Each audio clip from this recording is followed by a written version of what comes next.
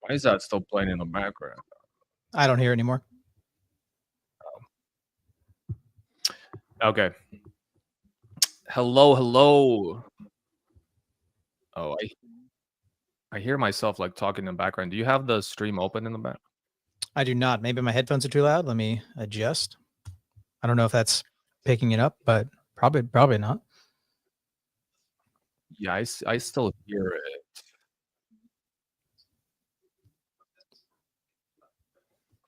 I don't know why it would be on my end. I don't have anything else open. Yeah, I keep hearing like a delay of me speaking what I just spoke like 5 minutes. Well, it wasn't a problem right before we started going live. I'm not sure. Is it me as well, or is it the stream, or is it just you? It's like me hearing myself speak. It's both.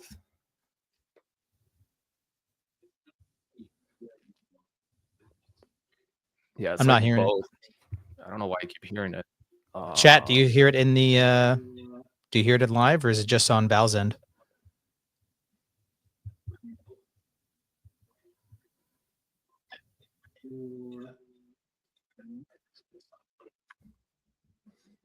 Yeah, I keep hearing it twice. Like just his. So the chat can't hear it. So it's got to be something on your something on your something, end, something open. End. Sounds perfect. Well, hey everybody.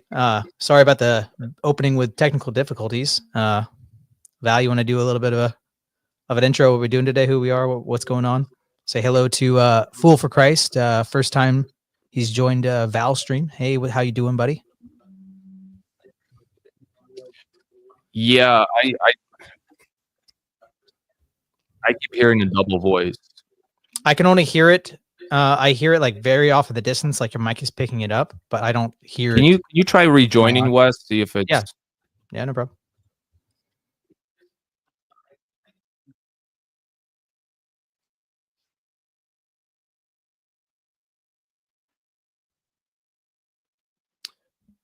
That's annoying. Sorry, guys. I keep hearing like a double voice. It's like annoying. I'm not hearing it anymore. Oh, I'm hearing it again. Has something to do maybe with my setting. Oh, I'm hearing it again.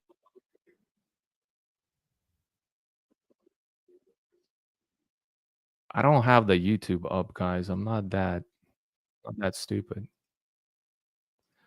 Okay, there we go. I figured it out. All right.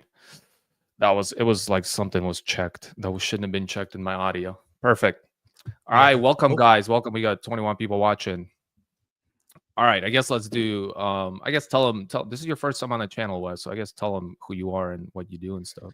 Hi, my name is Wesford. I'm an Eastern Orthodox Christian. I'm a husband and a father. I've got 2 little girls. I make content. I started off with some comedy videos like a long time ago, but I make these shorts about atheists, taking their arguments and refitting it to try to demonstrate how vapid they are. I do live streams, trying to find time to do more, but I do a Friday show with my friend who's considering becoming a catechumen. It's kind of an entertainment, more lighthearted, but we kind of keep it open and loose for that show. but do lots of live streams, open Q&A, talk about this kind of stuff. Not as much Islam, but more atheism, Protestantism. That's stuff I'm very familiar with, know the polemics on all that.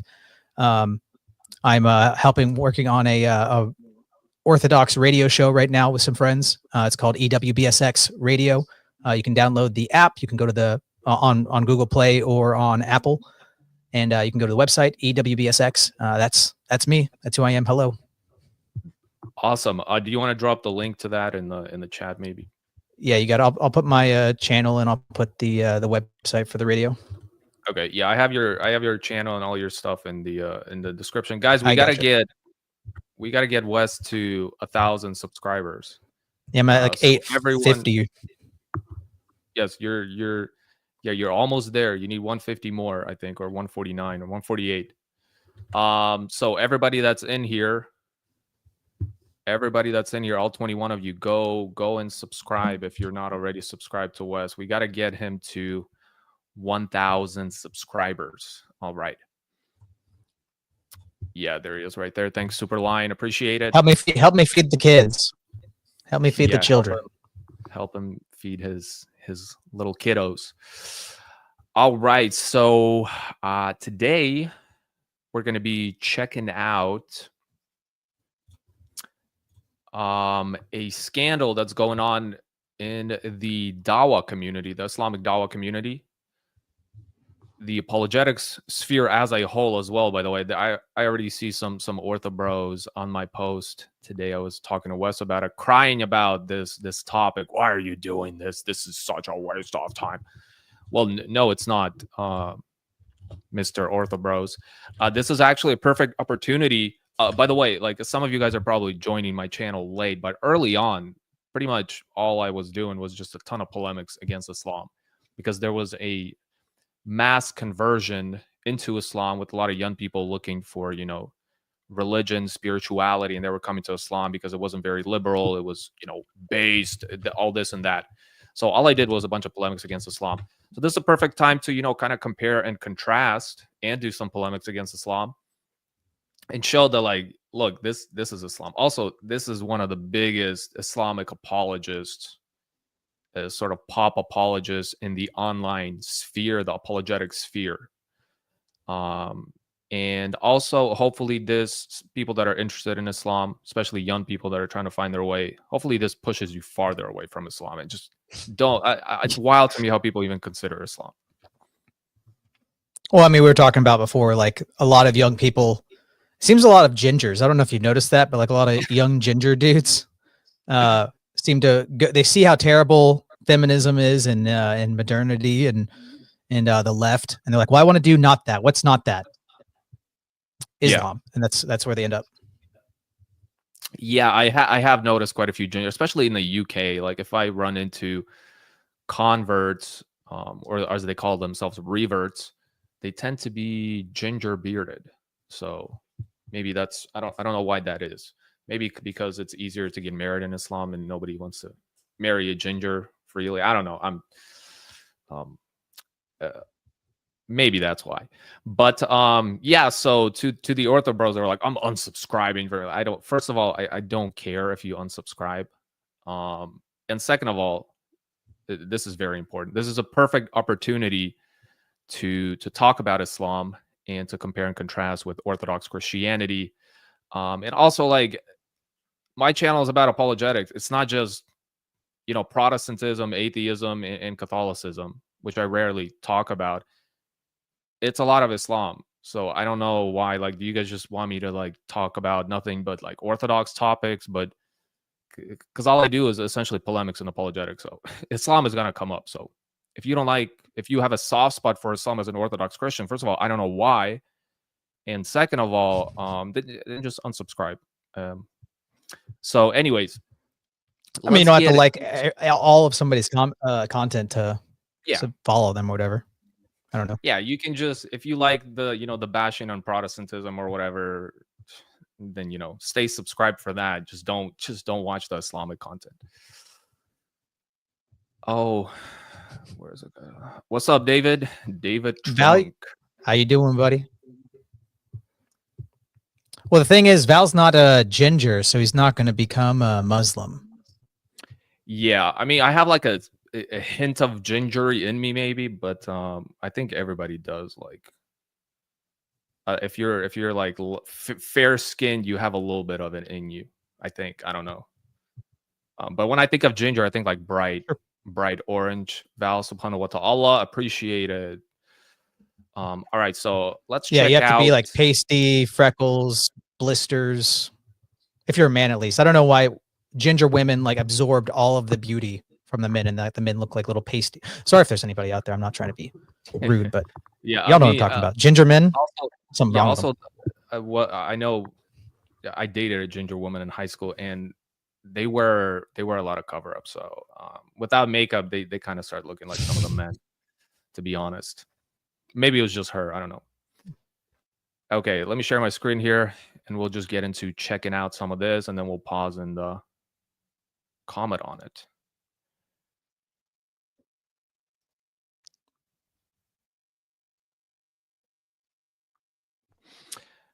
Okay, so just the backstory to this, for those of you that haven't seen it, it's this female by the name of Aisha, who is essentially giving a testimony against Mohammed Hijab. It's always the Aishas that ruin it. Aisha ruined Muhammad, and then Aisha here also ruins Muhammad. So hopefully this one's not 8 years old. Yeah, this one is an adult. She's an adult female. She has a kid, and she'll mention it here. So yeah, I guess let's just watch a little bit of it, and we'll pause there and comment on it. I never thought that one day I'm going to have to come out publicly on social media and speak about something like this. People who work for Islam and to protect our religion have always been more than family to me. And Mohammed Hijab in specific, I had a lot of respect and trust in him because of how scholars are praising him worldwide, and obviously because of his position and his knowledge and all of that. I'm going to share this today, not because I want to, but because I have to. And I take an oath in front of Allah subhanahu wa ta'ala that I'm only going to be sharing the truth. And my purpose is for the truth to prevail, and for justice to be served, and for there to be accountability, and that we don't give unconditional impunity to our elites, because this is not how our religion has been preserved. This is the story of my marriage.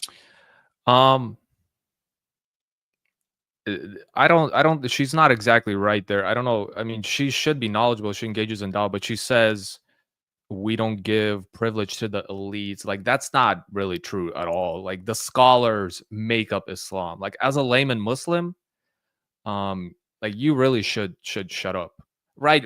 There are scholars that have like contradicting views and stuff, but you can't just make up your own Islam. Like, scholars, for example, issue fatwas, what's called fatwas, right? Like these official, like, people ask a question, they officially issue like this right answer to this question that you have to abide by. So clearly the elites or the scholars in Islam do, the sheikhs, right? The not so much the imams, but the sheikhs, they sort of, you know, determine what Islam is. As a layman Muslim, as a non-scholar, like, you don't really have much of a say. You're kind of just a dude or a woman, whatever. Especially a woman, you really have no say. I mean, always every group's elites are going to have special privileges or slightly different rules that apply to them. I mean, that's just hierarchy. Yeah, exactly. And we have some similar, right, in orthodoxy. That's why there's sort of sometimes you see loud lay voices, you know, within orthodoxy online, but you know, the reality is, like, you guys should be going to your priest, listening to your priest, being obedient to your priests, right? There still is that hierarchy, and that kind of exists everywhere. Maybe not so much in like Protestantism. I think Protestants are very anti-authoritarians. Like, even if their pastor says something they don't like, they'll, you know, bash their pastor and leave and stuff like that. It depends on the group. I mean, there's Protestant groups that, like, you're not allowed to, like, women especially are not allowed to look at the pastor in the eyes or be in the same room with them sometimes. I mean, it can be very authoritarian depending on the group. Like, I don't know if you know Mars Hill with Mark Driscoll. I've heard horror stories of his could say abuse or whatever. Yeah, I remember that scandal a while back. And yeah, I have heard from like even evangelical, high church Protestants tend to be more right, like authoritarian in that sense of like there is some sort of hierarchy. But in evangelical groups, I've heard to where like the pastor just kind of like runs everything. But in terms of like, you know, dogmatically in like evangelical groups, there isn't, I guess they'll like appeal to the Bible, like, oh, be obedient to your pastor, your church, whatever. But in Islam, it's like, you know, it's essentially dogmatic that, you know, if a scholar says something and you're going against the scholar, it's like, dude, like, shut up. Like, you're a layman. But the other thing is like, some people go on. Oh, did you want to comment on that? Because I was gonna no, I was gonna bring up a chat, but you go ahead. Oh, I was gonna say like that she is saying that like out of all the people, Mohammed Hijab is like the one she trusts. Like, it's wild to me after seeing his like online persona. I don't know if you've ever seen some of his tweets on X. Like, he will go on rants about like doing stuff to people's mothers and talking about like all these like weird sexual, having golden showers with people. Like, out of all, like he's an openly admitted narcissist. Like, there's videos of him like people saying, I think you're a narcissist. He's like, yes, I know, I'm a narcissist. Like, out of all the people, just like my gold. Like, yeah, she's like, out of all, like, this guy goes on X. This is a giant in Islamic apologetic and talks about like having golden showers with people's wives and mothers. Like, how, dude? Like, how as a person with a brain could you even trust this guy? Someone brought up, what do you think the odds are that this is a AI woman, that this Aisha is not real, that this might just be an AI? It's not, because he's I already checked Mohammed Hijab's Twitter. He's already tweeting about it, saying people are siding with my accuser, blah blah blah, just trying to defend himself. Also, interesting, I heard David Wood and Apostate Prophet talk about this, is that he knew this was coming, because when he had like this back and forth with Elon Musk on X like 2 months ago or something. And then after that, he went on his YouTube and he made a video saying, I'm being threatened by Elon Musk. Like, just watch. I'm going to be falsely accused in a few months, something I didn't do. So I think he knew Mohammed?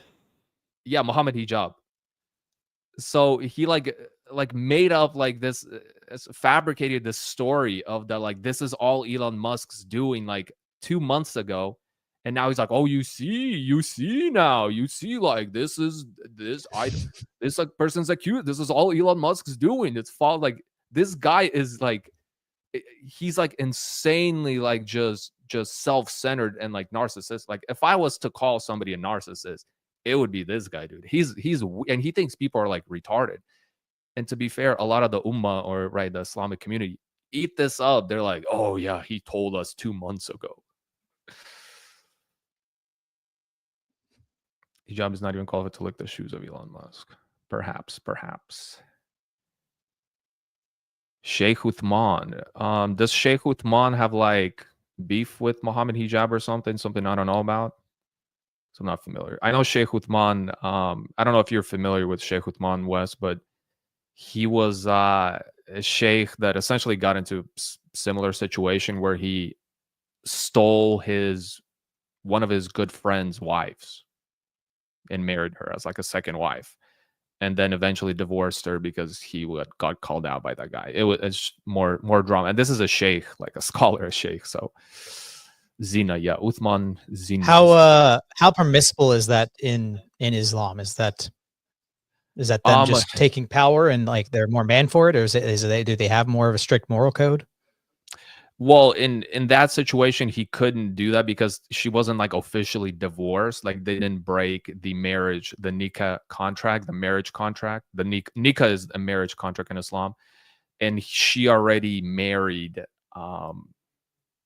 Sheikh Uthman in that situation. So you shouldn't be doing that. And even in this situation, even though everything is like technically halal, what Mohammed Hijab was doing, he's still getting a bunch of backlash for it. But the whole situation with Sheikh Uthman, he committed zina, which is adultery. Like he wasn't allowed to do that at all, and he got bashed for it. But there again, like to your point though, there was a large group of people I noticed just by going to comments and on TikTok that were bashing the other guy. Like, so there is this form of like, oh, masculinity in Islam. Of like, dude, he took your wife. Like, get over it, dude. You're you're a loser. You're a simp. I mean, I can see like the Andrew Tate Muslim being like, you cucked him. He's a cuck. You took power like that. You're a man because of that. Yeah, exactly. There is this sort of like, I guess red pill sphere in Islam as well. So there was some, but I think most people, especially like the higher ups, the elites, the scholars, were saying like this is not permissible in Islam. It's haram. It's not sunnah, and it's not halal. Okay, let's continue her. I don't know if we're gonna watch her entire testimony, but to Mohammed Hijab and how his actions that he claimed are permissible by Allah have completely destroyed my life. I'm coming from a religious family. My father is part of the da'wah himself, organized da'wah work. I was part of an organized da'wah group in my own country growing up since I was a teenager. This is the life that I wanted to have. And I just wanted to make sure that when I die, I'm going to die on the faith of Islam. And I'm going to try my best to spread it everywhere as much as I can. Well, that's how we met. It was for a da'wah work that was liaised between us through an Islamic institute. Asked me a few questions about myself, if I was married. Told them I was going through a divorce. So he told me that he worked for an Islamic council at the time. He gave me his contact details and told me to contact me if I needed help and to go forward to that council to try and reconcile the marriage. He was very respectful. He was trying to help me. He knew all the details about that case, and he was helping me throughout the whole process. Fast forward, he started giving me hints that he's interested in getting married to me. He spoke to me about himself, his family, his childhood, his preferences. He told me, I am not like your ex-husband. Whatever you see on social media, don't worry, because I'm very good as a husband. My life was extremely hard. He's grooming her. He's grooming her here. I Yeah, want to it get. sounds. Yeah, go ahead. That sounds like red. Like I'm not like your ex-husband. I mean, Yeah, I'm not like the others. I want to get to like. I've seen most of this video. You'll see a pattern of like he's making these promises or saying these things, but it kind of shows that like that other things are on his mind. Yeah, definitely other things. That is like my interpretation, at least. Yeah. And he knew that, and I'm his neighbor. I couldn't understand why he was giving me all those hints every time, but he never took that step. Whenever I found a suitor that I started considering to introduce to my father, it was extremely hard for me to navigate that by myself. When he proposed to me, he told me it's polygyny. I asked him to give me some time to pray istikhara. I wasn't sure, but when I thought about it, I thought he's a good man. Yeah, so he's taking her as a second wife, I think. I think he just has one wife, so he'd be taking her as a second. And I don't know if is that permissible in the UK under UK law, or do they get like a special exception? Well, I mean, UK is like Muslim now, so I don't know why it wouldn't be. Yeah, I think it's allowed. I'm not even sure. I'm actually gonna look it up. Is golden shower enjoyer. He is a good man. Yeah, exactly. No, it says it's not. No, polygamy is not permissible in the UK. It is illegal to enter into a polygamous marriage. Huh. So I'm curious how I get like, do they just do it within their Islamic community, and he just has this second wife on the side, like as a girlfriend? Technically, it's not like an official legal marriage under UK law, probably. I mean, I can't imagine the UK government coming in and cracking down on anything in the Muslim community, really. I mean, the UK government will crack down on actual British people for them to even like post questions about all the Muslims in their communities. They'll come and get arrested. So it's very much a protected group. Yeah. Yeah, I don't think they go into these communities. I guarantee you there's a bunch of people that are in polygamous marriages and nobody cracks down on them. Yeah, not a whole lot of freedom of speech in the UK. I think from what I see and from how the scholars are praising him, he is going to be capable of taking care of a big family. He is qawwam, he is a guardian, he is knowledgeable, he is religious, he is pious, and he is praiseworthy. Further to that, he was pushing the idea and reassuring me that I'm going to be very happy with him. Reassured me so many times and told me that I should never worry that he's not going to be keeping this family safe. He told me that he's ready and he's going to be taking care of everything. So there were so many things I took into consideration based on which I built my trust. Mohammed Hijab was trustworthy for me 100% for so many reasons. It's not only that he gave me his words and he's famous. I took time. I thought about it very deeply. I ticked boxes, a very long list of boxes.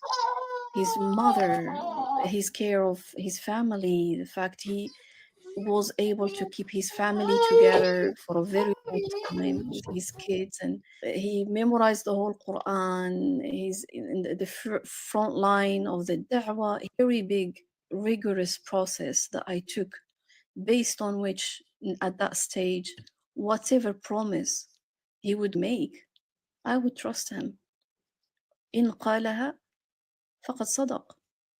I am excited. I am happy. I'm gonna have kids. And I was ready to have children. And we have the same ambition, the same lifestyle, the same priorities in life. All of a sudden, he stopped everything. He said, I think the best thing for me to do for you right now is that I wouldn't go ahead with this marriage. I was confused, especially after he opened up about his feelings. He spoke to my father. He's been pushing the idea forward. I had feelings for him too. I tried to get explanations from him, but he didn't give me any reply. So we stopped contact. It took me a very long time trying to recover, and we stopped contact completely. After like 8 months, he contacted me again. He apologized and said, I couldn't go ahead with the marriage last time because I had personal reasons. I am back. I am here now. Let's go ahead with this. I am ready. Don't worry. We're going to go ahead with this time. Let's just make things quick. And he was rushing up the process. Obviously, I told him you have to talk to my father again. And like, it was quite hard this time, especially that he told me he's not ready to make a big wedding back in my country. I told him that's okay. He said, I am not ready. I'm not able to go and meet your dad in person for personal reasons. And I trusted him. He said, let's do this over Zoom. It's actually halal. And you just have to convince your dad. But he told me I'm not ready to show my... That's wild. It hasn't gotten to all the good stuff yet, but you can see how he's sort of like grooming her and like manipulating her and just like classic toxic dude. I like how Zoom is halal. Yeah, he's like, oh, he said, oh, I think I disconnected. Oh, did I disconnect? Can you guys hear me? I think my camera actually I can hear you, but I can't see you. Yeah, I might have to switch to my webcam. Yeah, let me just switch to my webcam. By the way, guys, everybody in the chat, we're trying to get Wes to 1,000 subscribers. So go ahead and go to the description and click on MrWesford's channel and give him a subscription. Please. Yeah, I think. Please, I beg you. I have children. Please don't help. I don't want to be on the streets, but if you don't go subscribe, then I mean you're gonna put my children on the streets. If you don't donate, you're taking food from right from their mouths. So please be generous. Click the button. All right, whatever. I guess we'll start go with GoFundMe for my kids. Yeah, let's start a GoFundMe for his kids. He's got two mouths and a wife to feed, so 2 kids and a wife. So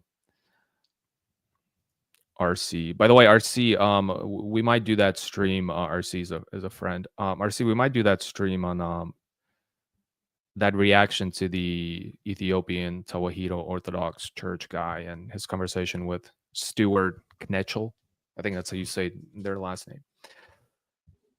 Haram Zoom doesn't exist. Yeah, that's hilarious. How like marriage over Zoom, nikah marriage over Zoom is halal.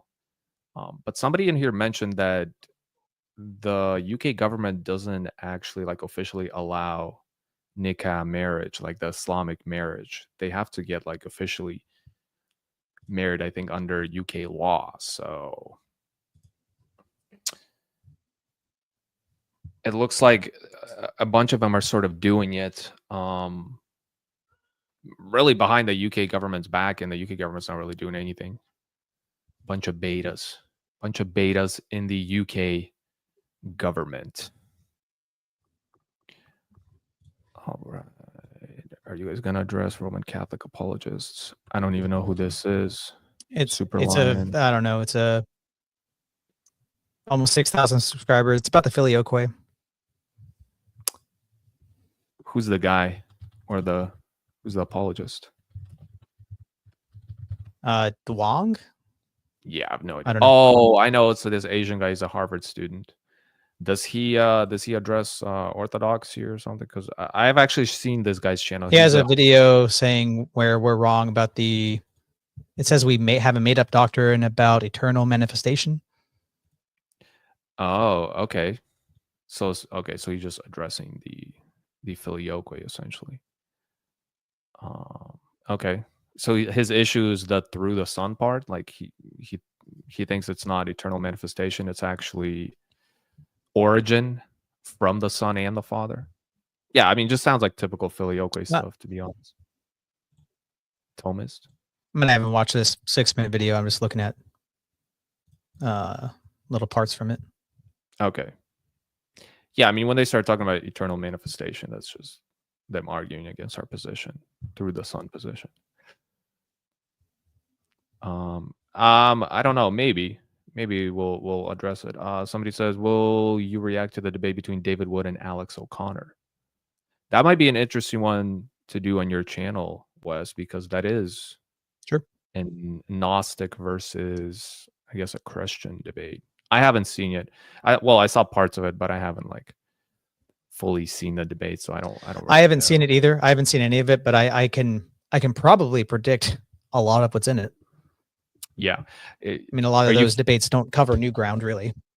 Yeah, are you familiar with a lot of Alex's Gnostic skeptic, whatever he calls himself? A lot of his argumentation.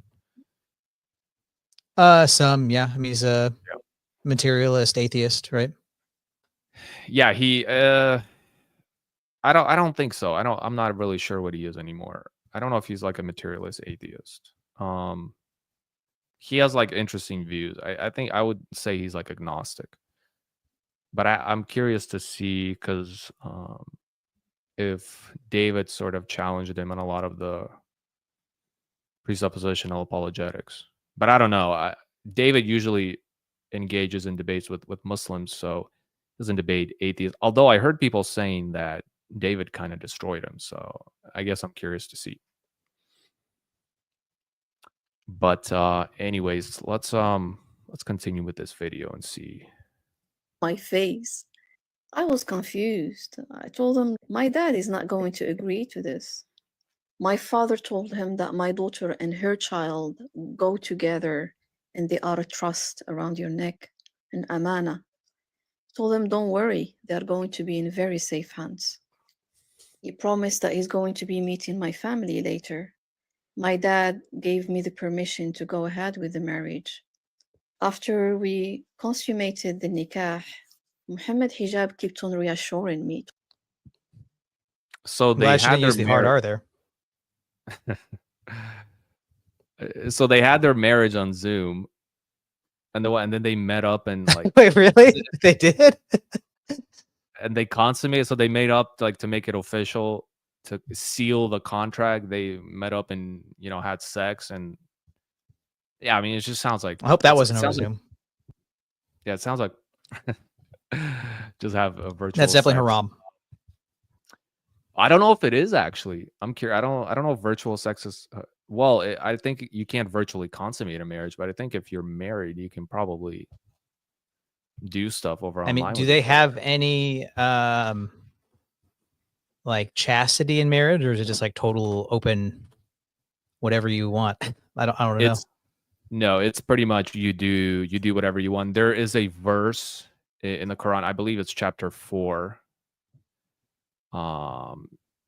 It talks about that your wife is like a field. You essentially do what you want with it. It's like your farmland. Let me actually find the verse. Your wife.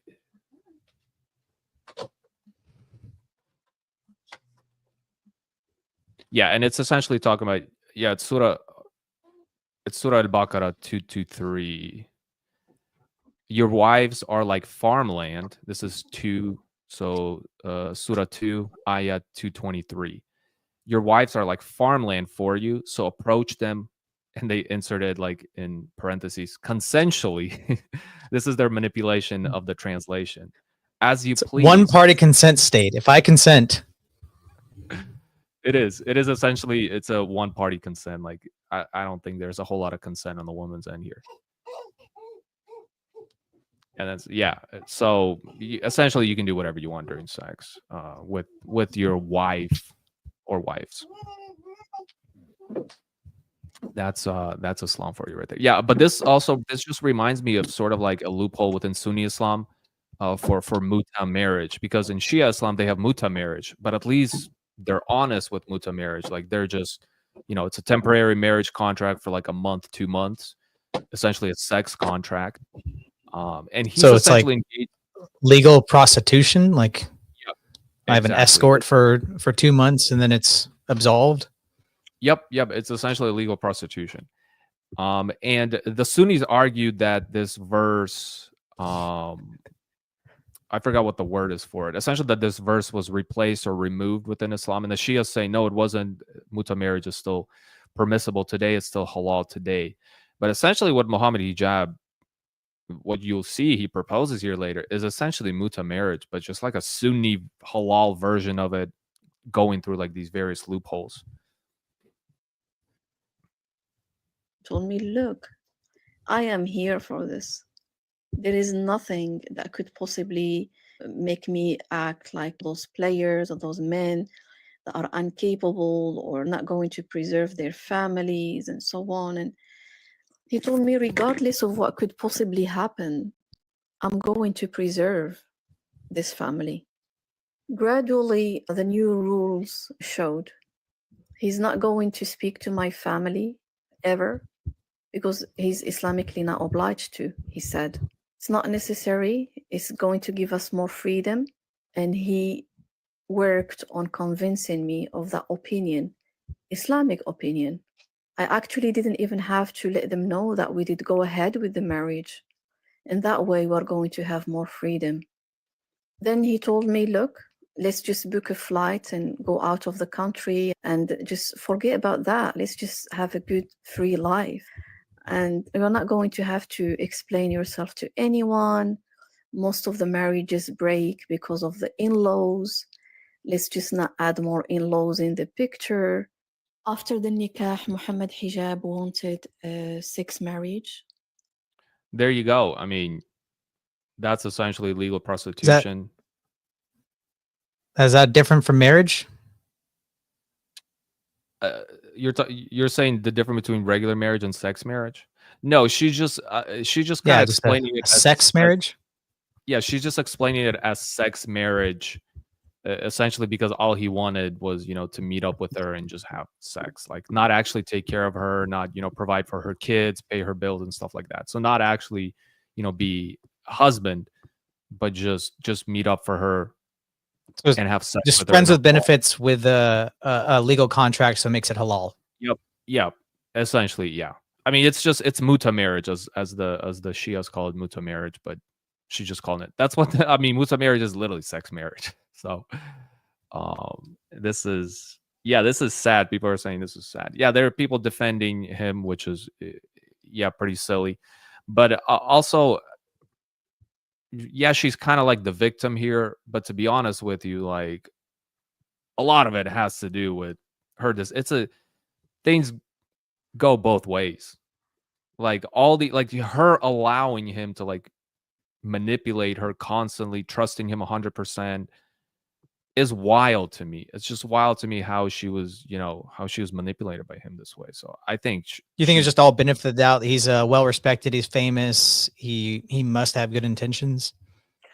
Yeah. And the thing is also, like, a lot of Muslims, especially people that, engage in dawah and just live in their Muslim community, they sort of live in an echo chamber to where they don't see all the negative things that, a lot of the apologetic community or polemics against Islam addresses. And Mohammed Hijab in the polemics world is spoken of very negatively, but they just sort of look at it, oh, these are just kuffars, they're just kuffars, they're unbelievers just speaking bad about him because they're jealous of him. None of these things are true. It can't possibly be true that these polemicists or apologists that speak against Islam could possibly say the truth about Mohammed Hijab, that he's a narcissist. And I mean, there's literally footage of him just, like screenshots of him on X just saying wild stuff. There's videos of him saying wild stuff. Like, it's insane to me how brainwashed they are living in this echo chamber of, like, again, this all comes down to Islam. Like, Islam is cancer, dude. Like, Islam is cancer. And because of this view of the non-believers as like lesser than, like, there's no way that she would trust anybody speaking bad about Mohammed Hijab until she finally like was in a situation personally, and now she's like, oh, okay, maybe these kuffars, these lesser than human believers, are saying the truth.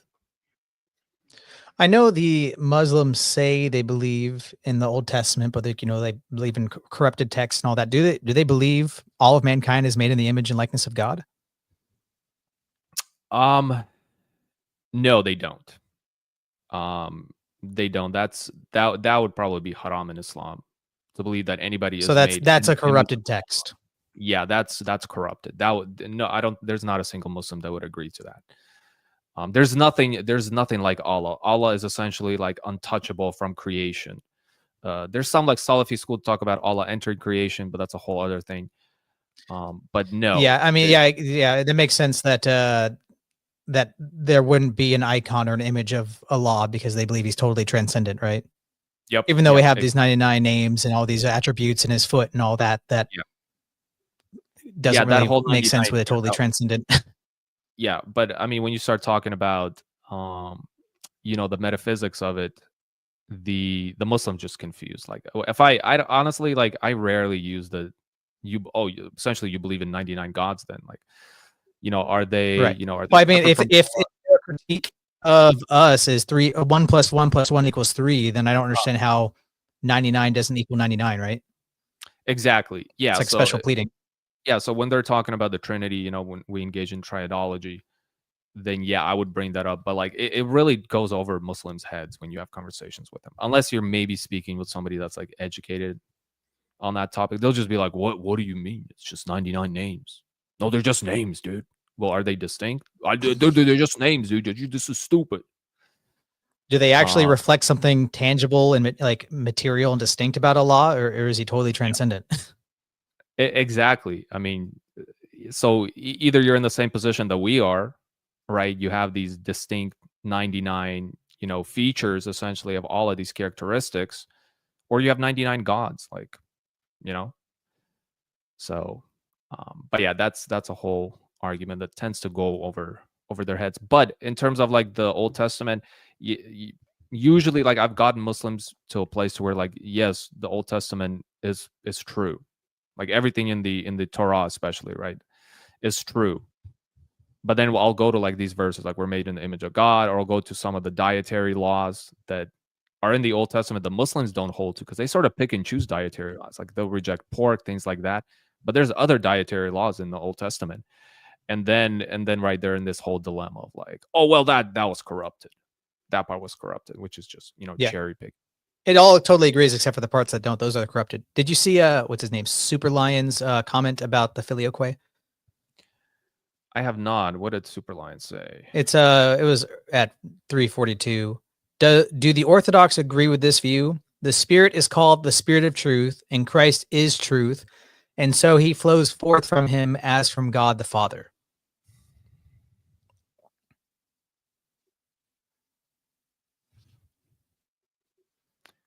Where is he getting this from? I don't get it. Is he just? I mean, that's a question of. It's a question about the Filioque, right? Yeah, I get it, but what is he just? Is he quoting this from something? I'm assuming he is. I mean, and he can. He's here, I believe, so he can clarify. But I believe he's just kind of giving the quotations like what a Roman Catholic would say. Is my thought of what he's saying. Yeah. Like, do we agree with this? What this Roman Catholic would say?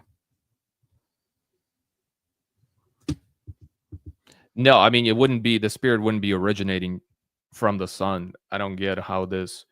I mean, it seems like he's making like a weird connection of like, oh, because it's the Spirit of truth. Oh, and because Christ is it's sort of an arbitrary connection to me, right? I don't know. The Spirit is the truth. Well, I mean, it depends on how we're talking about it, right? So like a lot of the Filioque stuff, from my understanding, comes from the Roman Catholics not understanding like from all of eternity hypostatically versus temporally. So like, yes, the Spirit proceeds from the Son temporally, that Jesus Christ ascended and the Holy Spirit was sent at Pentecost. So in that way, temporally, he proceeded from the Son, right? The Son sent him. But hypostatically, from all eternity, the Holy Spirit does not proceed from the Son. So I would say, in a certain way, we could say that all of the persons of the Trinity are going to have this union of love, this coexistence together, and they're going to have they all have the same divine nature, so they're going to share the divine attributes such as truth. So in a certain way, we could say that, but not hypostatically. Westford, Val, Saint Cyril of Alexandria. I was wondering what Saint Cyril is talking about in Greek about the Trinity. Oh, he's saying. I was just reading Saint Cyril. Yeah, it seems like what he's saying. I was just reading about him recently because I was talking to a lot of Coptics lately. Okay. Yeah, I mean, I'd have to. Yeah, they love to quote Saint Cyril of Alexandria when it comes to Chalcedon, but in Christology, but I mean, I'd have to read that entire quote. But yeah, I mean, unless you're talking about eternal manifestation or you're talking about temporal procession, then yeah, in that sense, yeah, the Spirit proceeds through the Son. Like we don't have an issue with the wording through the Son, right? It's temporal sending through the Son. But as Wes said, its hypostatic procession is through the Father only, Father alone. He's the origin point. Temporally specifically means within time. So within time, the God-man Jesus Christ ascended and the Holy Spirit proceeded. So temporally, that is what happened in history. Yeah, exactly. But I mean, before time was created, hypostatically, that was not the case. Yeah, exactly. I mean, there's that Bible verse where Jesus says, right, I will ask the Father to send a helper. And that's essentially talk about that temporal sending within time. So, yeah. There's another question here. Do you want to go to that one or do you want to go on? Or you can finish what you're saying. The Armani guy right there. You're talking about this last one? Soldier of Christ is what I haven't read the Armani one. What was the stance of Orthodoxy in Roman Catholicism when it came to papacy and Filioque before the schism and seize of Constantinople by the Crusaders?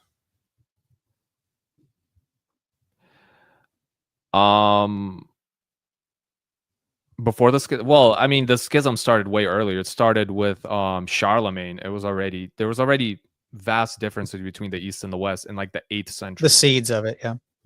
Yeah, no, but there was already the Filioque was like, I think the Filioque was more of a huge controversy in the 11th and in the 10th centuries when it was huge. But I think Rome always had this sort of. I think there was always disagreement from reading early churches. I mean, we went through the council of the Quinisex Council, right? The continuation of the Sixth Council, and Quinisex Council was what, like 692 or something. And right, was it? Let's see when Quinisex Council was. Yeah, 692. And I mean, there was already a ton of differences between the East and the West. And this is the 7th century. Like I had a stream, we read through the entire Quinisex Council. Well, not through the entire thing, but we went through some key canons. And there was already a bunch of stuff, right? Like clergy, being not married, right? That was already a thing in Rome. It wasn't like officially a thing. The Pope didn't say that like clergy could not be married. They have to be, celibate. But there were priests in Rome that were leaving their wives because that was already sort of becoming accepted. And there was a bunch of things that we went through, like the way they served communion, they eliminated the pre-sanctified liturgy. And this is all in the Quinisex Council. This is the 7th century, guys.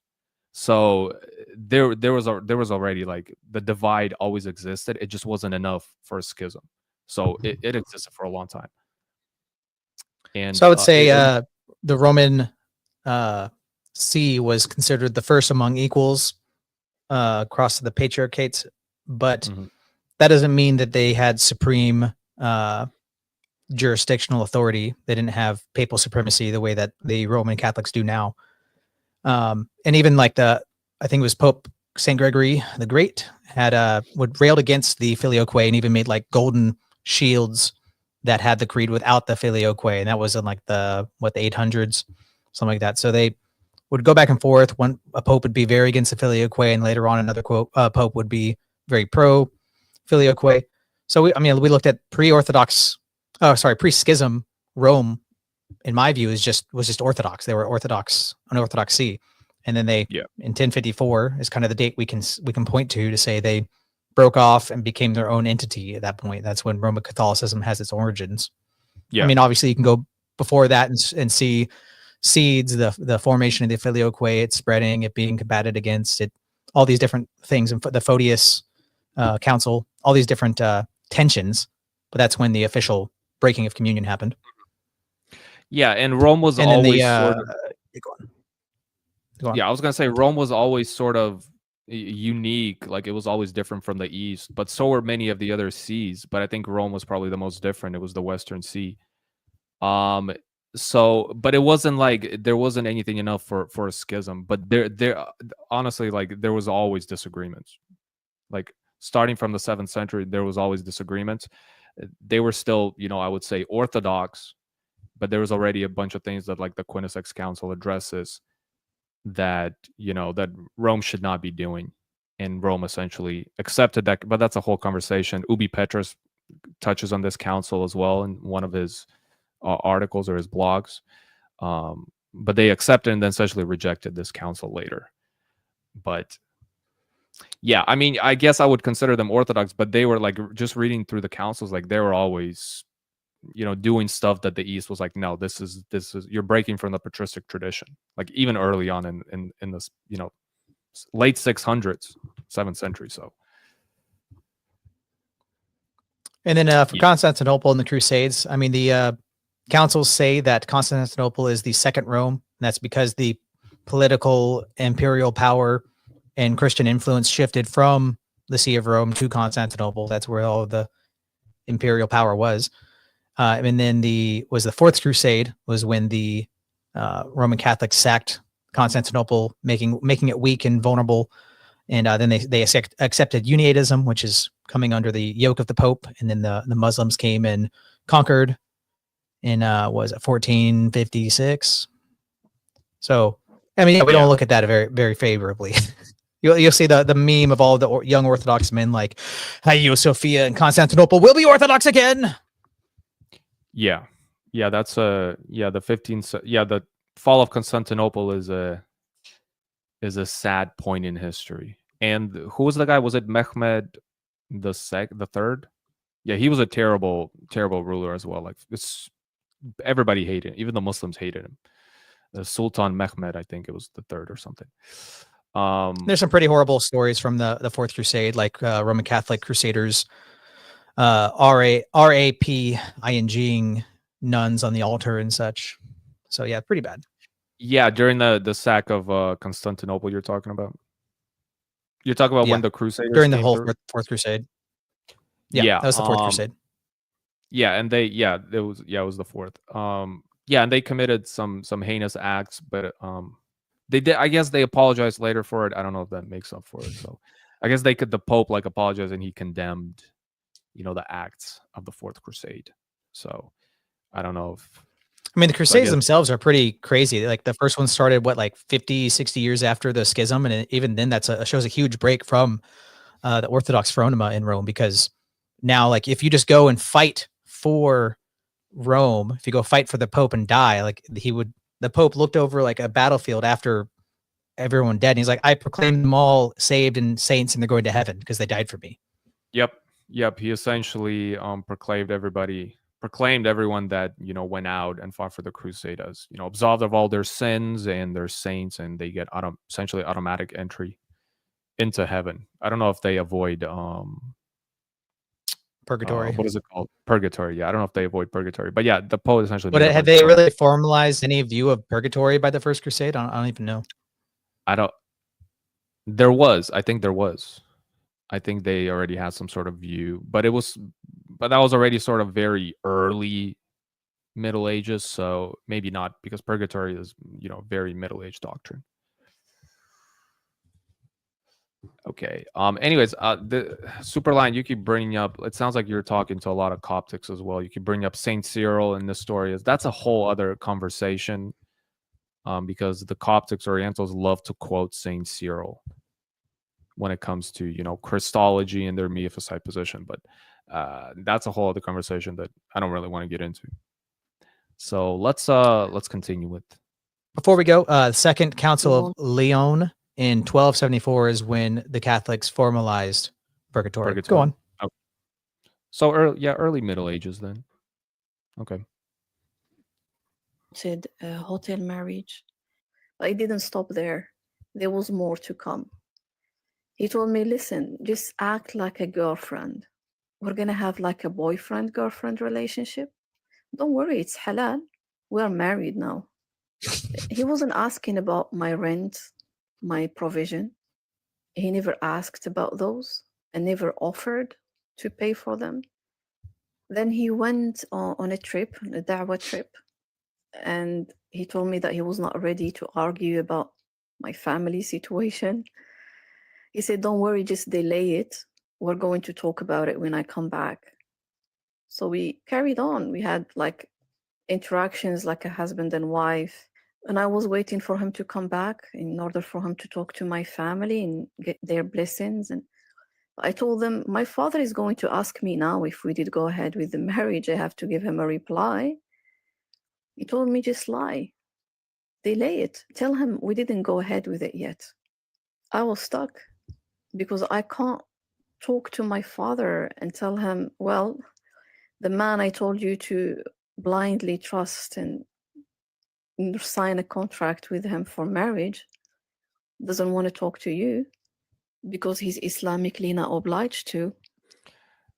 I'm curious what Mohammed Hijab's justification is for telling her to lie about the marriage and stuff. I don't know if that's halal in Islam, because they do, during the four pillars of nikah, and the different schools of jurisprudence have different sort of pillars when it comes to the marriage contract, and they view them all differently, right? There's the Hanafi, there's the Hanbali, the Shafi. They all have sort of different views, but usually, like, there's always a guardian or a wali, as they call it, and he's sort of like, he has to sign for it, like he has to agree for it, because he gives away, right? The father in this case would be giving away his daughter. But I think he just signed it, and I don't know how they did this. She doesn't really clarify how this was done. I'm curious. I don't know. It's halal, Your dude. sister is Just say it's just halal. going That's what to. I'm gonna do from now on. Yeah. My whole marriage is gonna be like totally renovated. I'm just gonna. My wife's like, "Can you?" No, honey, it's halal. Says it's halal to lie. Yeah, in certain contexts it's halal to lie, but usually it's halal to lie to unbelievers, and it's taqiyya or taqiyya. It's in situations of like life or death and stuff like that. You can lie, and it's usually to non-believers. Not in this situation where you're lying to other Muslims. I don't know where the justification he gets from, Islamically, how that would be halal. Be Soldier of jealous Christ you. saying it's She's halal in Sharia to lie to your wife, but I mean this is having your wife lie to her Muslim father, which would be like him lying to another Muslim. So that's what's in question, if that's halal or not. Yeah, exactly. So yeah, and Mohammed Hijab does argue with it he had like this sort of podcast of like his friends, and he argues that like you don't have to tell your wife if you have a secret marriage, like a secret second wife. So he does argue for that, and I could see how he argues for that justification within Islam. But this is like him telling his wife to lie to the wali, the guardian within the nikah marriage, like to her father. So I don't think that's halal. Somebody's bringing up Lloyd Dayan here. There's a video by Lloyd Dayan regarding lying in Sharia where it's permissible to lie. Yeah, but yeah, this is a different situation though. So I don't know. I'm curious the loopholes he's going through.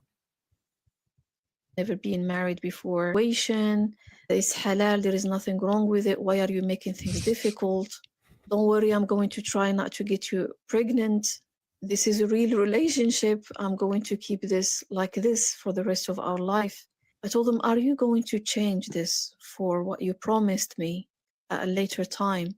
He said, no, this arrangement works the best for me, and I have no intention of changing it. As soon as he said that, I asked for divorce.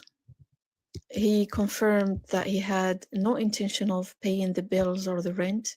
He said, you didn't ask me for that when we were getting married.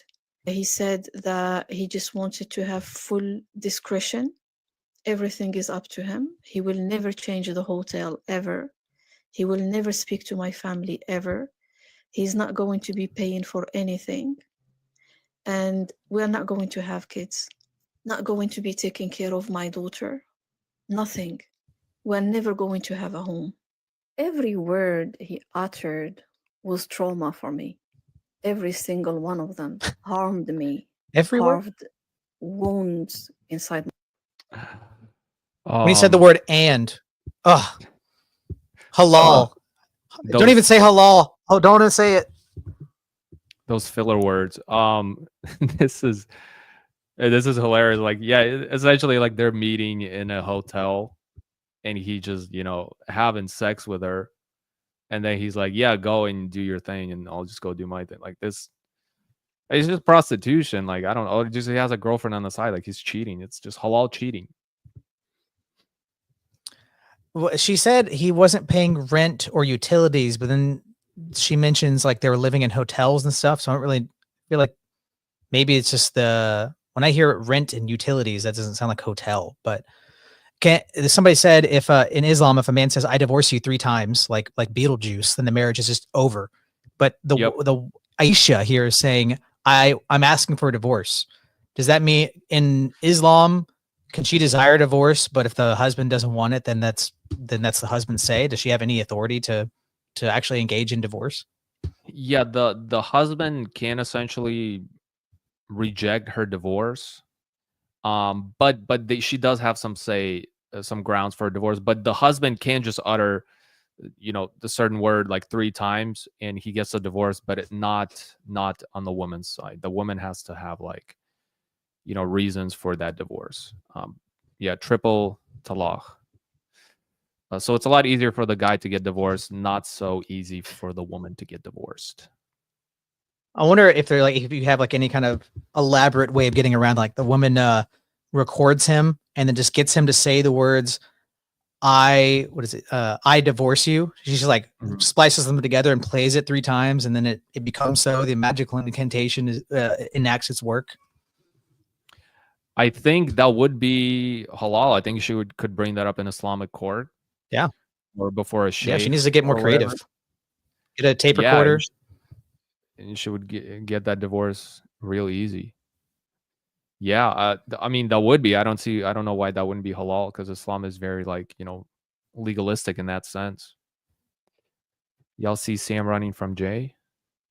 I did not see that, but I know that Sam Shamoon? Yeah, but I know he's not very interested in debating Jay at all. So I mean, they're pretty friendly terms. I know they have obviously big disagreements, but yeah, they're usually pretty friendly, and there was they offered to have like a debate / conversation, but Sam said he was just gonna kind of moderate it and have other Islamic apologists debate Jay, but I guess that never happened. Oh, he was crashing out when someone brought it up. Yeah, it doesn't sound like he's really interested in debating Jay. It's on Jay's channel. Okay, I'm curious. Somebody says, but isn't Muhammad behavior actually going against Islamic fiqh? Watch, he will never be held to that. Yeah, that's why I keep saying, like, I'm curious what his justifications are, because I mean, I don't know what school of jurisprudence that Mohammed Hijab holds to, but I don't see any school of jurisprudence that would allow this. Maybe the Salafi, or well, I think he's a Hanafi. Maybe he somehow gets around to it, but I think he would be going against pretty much all the major schools of jurisprudence or fiqh. So I don't know. Or see, you're getting me. Yeah, this is like, that's like super recent. That was an hour ago. But go on. Oh, where are we going from here? Maybe I'll check it out. I don't really care. It's 30 seconds long. An hour ago. It is another little rabbit trail. Yeah, maybe we'll check it out after this. But let's finish this. My heart. I was sick. I was traumatized. I was shocked. I was not ready to hear that. I asked for divorce, and he gave it to me. And he was very angry. He said, why are you refusing something that is halal? This is misyar. Why are you not accepting it? He was very angry. He said, what am I going to tell my friends now? And I was confused. You have completely destroyed my life, my emotions, my mental health, my physical health, my social interactions. I broke. There is no one to take care of my daughter at all. I was completely broken. Many years of interactions, nice promises, speaking to my father and promising him many nice things, telling me that there is love in this and so on. And at the end, that's what I ended up with. After we argued a lot after our divorce, he told me, look, I can take you back if you want to accept what I asked from you. I said, obviously, I will never accept something like this guy. Well, it's funny that, first of all, like, she's acting like this victim, and like she's like a huge reason, like, for like to blame here. Like, this isn't like one-way consent here.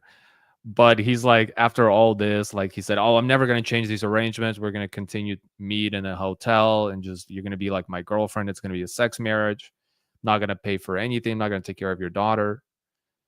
And then after all the argument, he's like, well, I can take you back if you want after the divorce. Like, if you still want to do this, like, there's, it was pretty good for me.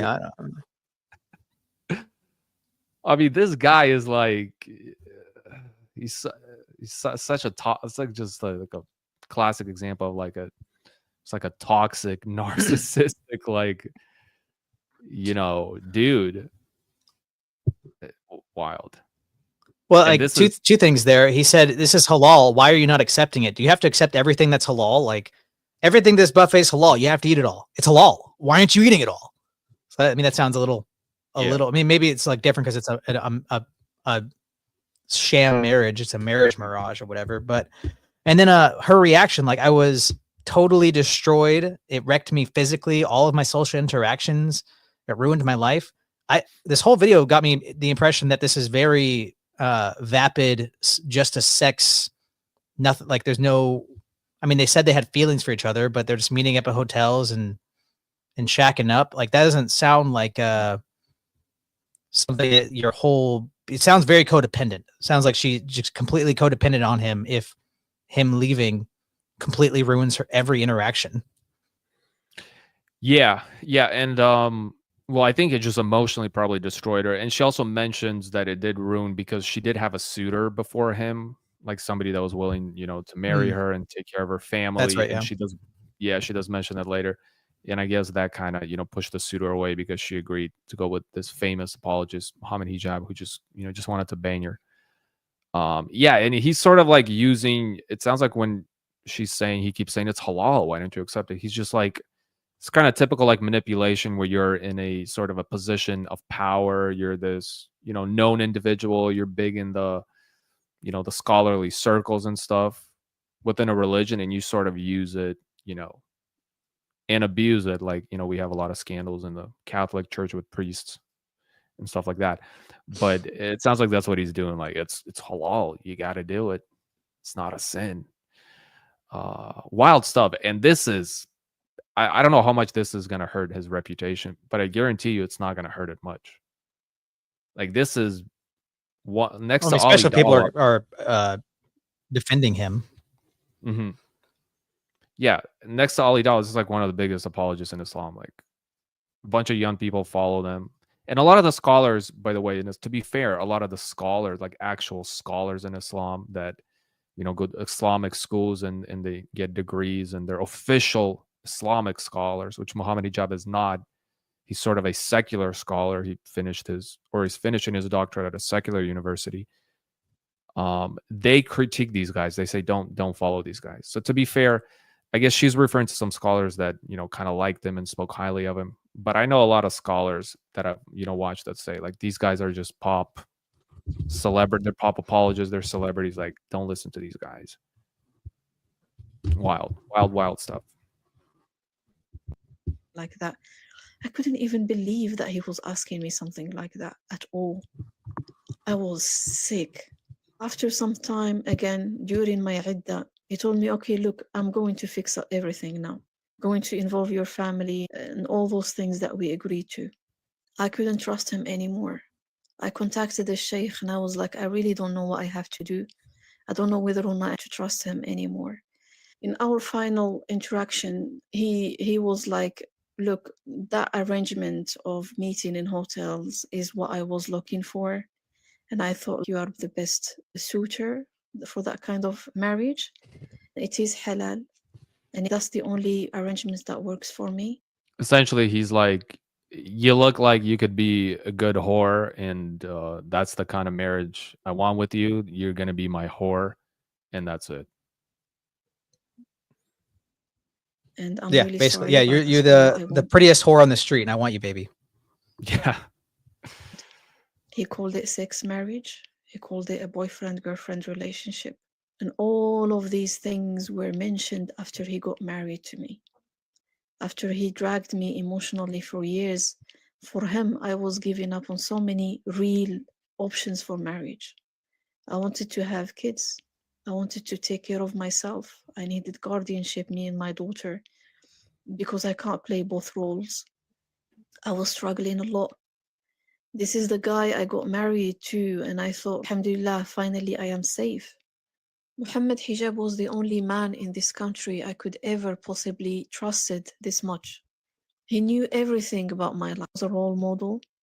He was a man of knowledge. He was someone I respected, and I did put. There's a clip I want to show here, actually. Concerning their meeting arrangement and how it was done. This is actually pretty funny. This is post Zoom marriage.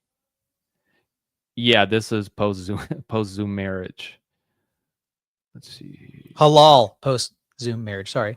Halal post Zoom marriage. Post halal Zoom. That's wild. Could you imagine like if like this happened within like the Christian community, like in the Orthodox community, this would be a huge scandal. Well, like, did they use COVID as an excuse? Was this during COVID time, or was this just because he couldn't be bothered to come up and actually marry her? Maybe. Well, she didn't bring up COVID, so I think he didn't want to bother to come up there. He just wanted to quickly, get it done with. He was, feeling a little horny probably. And I mean, if I'm that lady, that's gonna be a huge red flag there. Like, oh, you want to spend the rest of your life with me and love me and provide for me, but we're not gonna actually have a wedding. You're just gonna have a Zoom call. Yeah, that would have been a huge red flag. Like, I want to have a wedding, but I guess she was saying like, oh, I just trusted and wanted him to provide. It sounds like she put It's halal. like It's halal. Whatever he said, she was gonna do because it's halal. Hijabi, yeah. Check out this.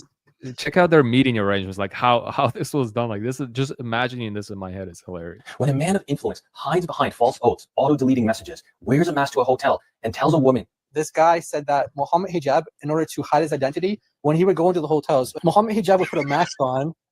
Yeah, so this guy, he put a mask on in the hotel. Yeah, that's the perfect way to hide his identity, all right? It's like, picture from the day. Yeah, in case anyone doesn't know, Mohammed Hijab is like 6'8" or something like that. I'm normally the big guy in a room, and he towers over me. So that's a big deal. Yeah, the idea of him wearing a mask. So, no, who could this be? Who is this mystery? Who is this mystery person? What a clown. He's just going in and meeting these hotels with a mask on. 6'8" giant. He is a giant of a man.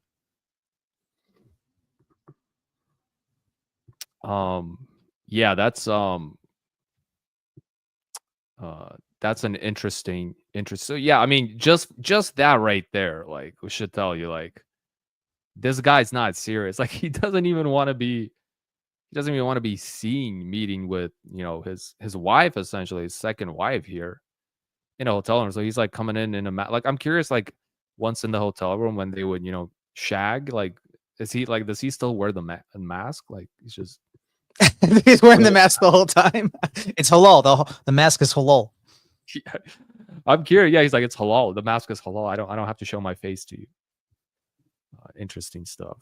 At a very high scale. I followed this exact same process that we normally use. Mental health crisis. I reached out to one of the shuyukh. I just wanted someone to help me understand. I can give any excuse. I can tell them I was sexually not satisfied. In fact, I don't even have to give any excuse whatsoever. I gave you a mahr. There were 2 witnesses. That's it. Done. It was sealed. I'm safe. I never, ever imagined these kind of actions will come from him, ever. So it looks like he did have witnesses. So he did have 2 witnesses, and then he gave her the mahar, which is like the payment for the marriage, the dowry. The goat. So I guess he did have it. I'm curious who the witnesses were, though. Not her father, apparently. And usually the dowry is given to the family, so the father would be receiving a dowry. Huh. Anyone, but not him. So he followed a list of Islamic rulings, as he claims, and nothing of what he did was actually haram. It's Islamically all right to give false promises to a woman you intend to get married to. You're Islamically not obliged to fulfill those promises. You are not obliged Islamically to speak to your in-laws. You don't even have to ask for their blessings after the nikah and congratulations. It's Islamically okay to live in a hotel. The husband can go to wherever he wants with his wife. He's not obliged to pay for anything. He's not obliged to provide because I didn't need provision. It's Islamically okay not to have kids. Sahaba used to avoid having kids. It's Islamically okay to keep everything secret, to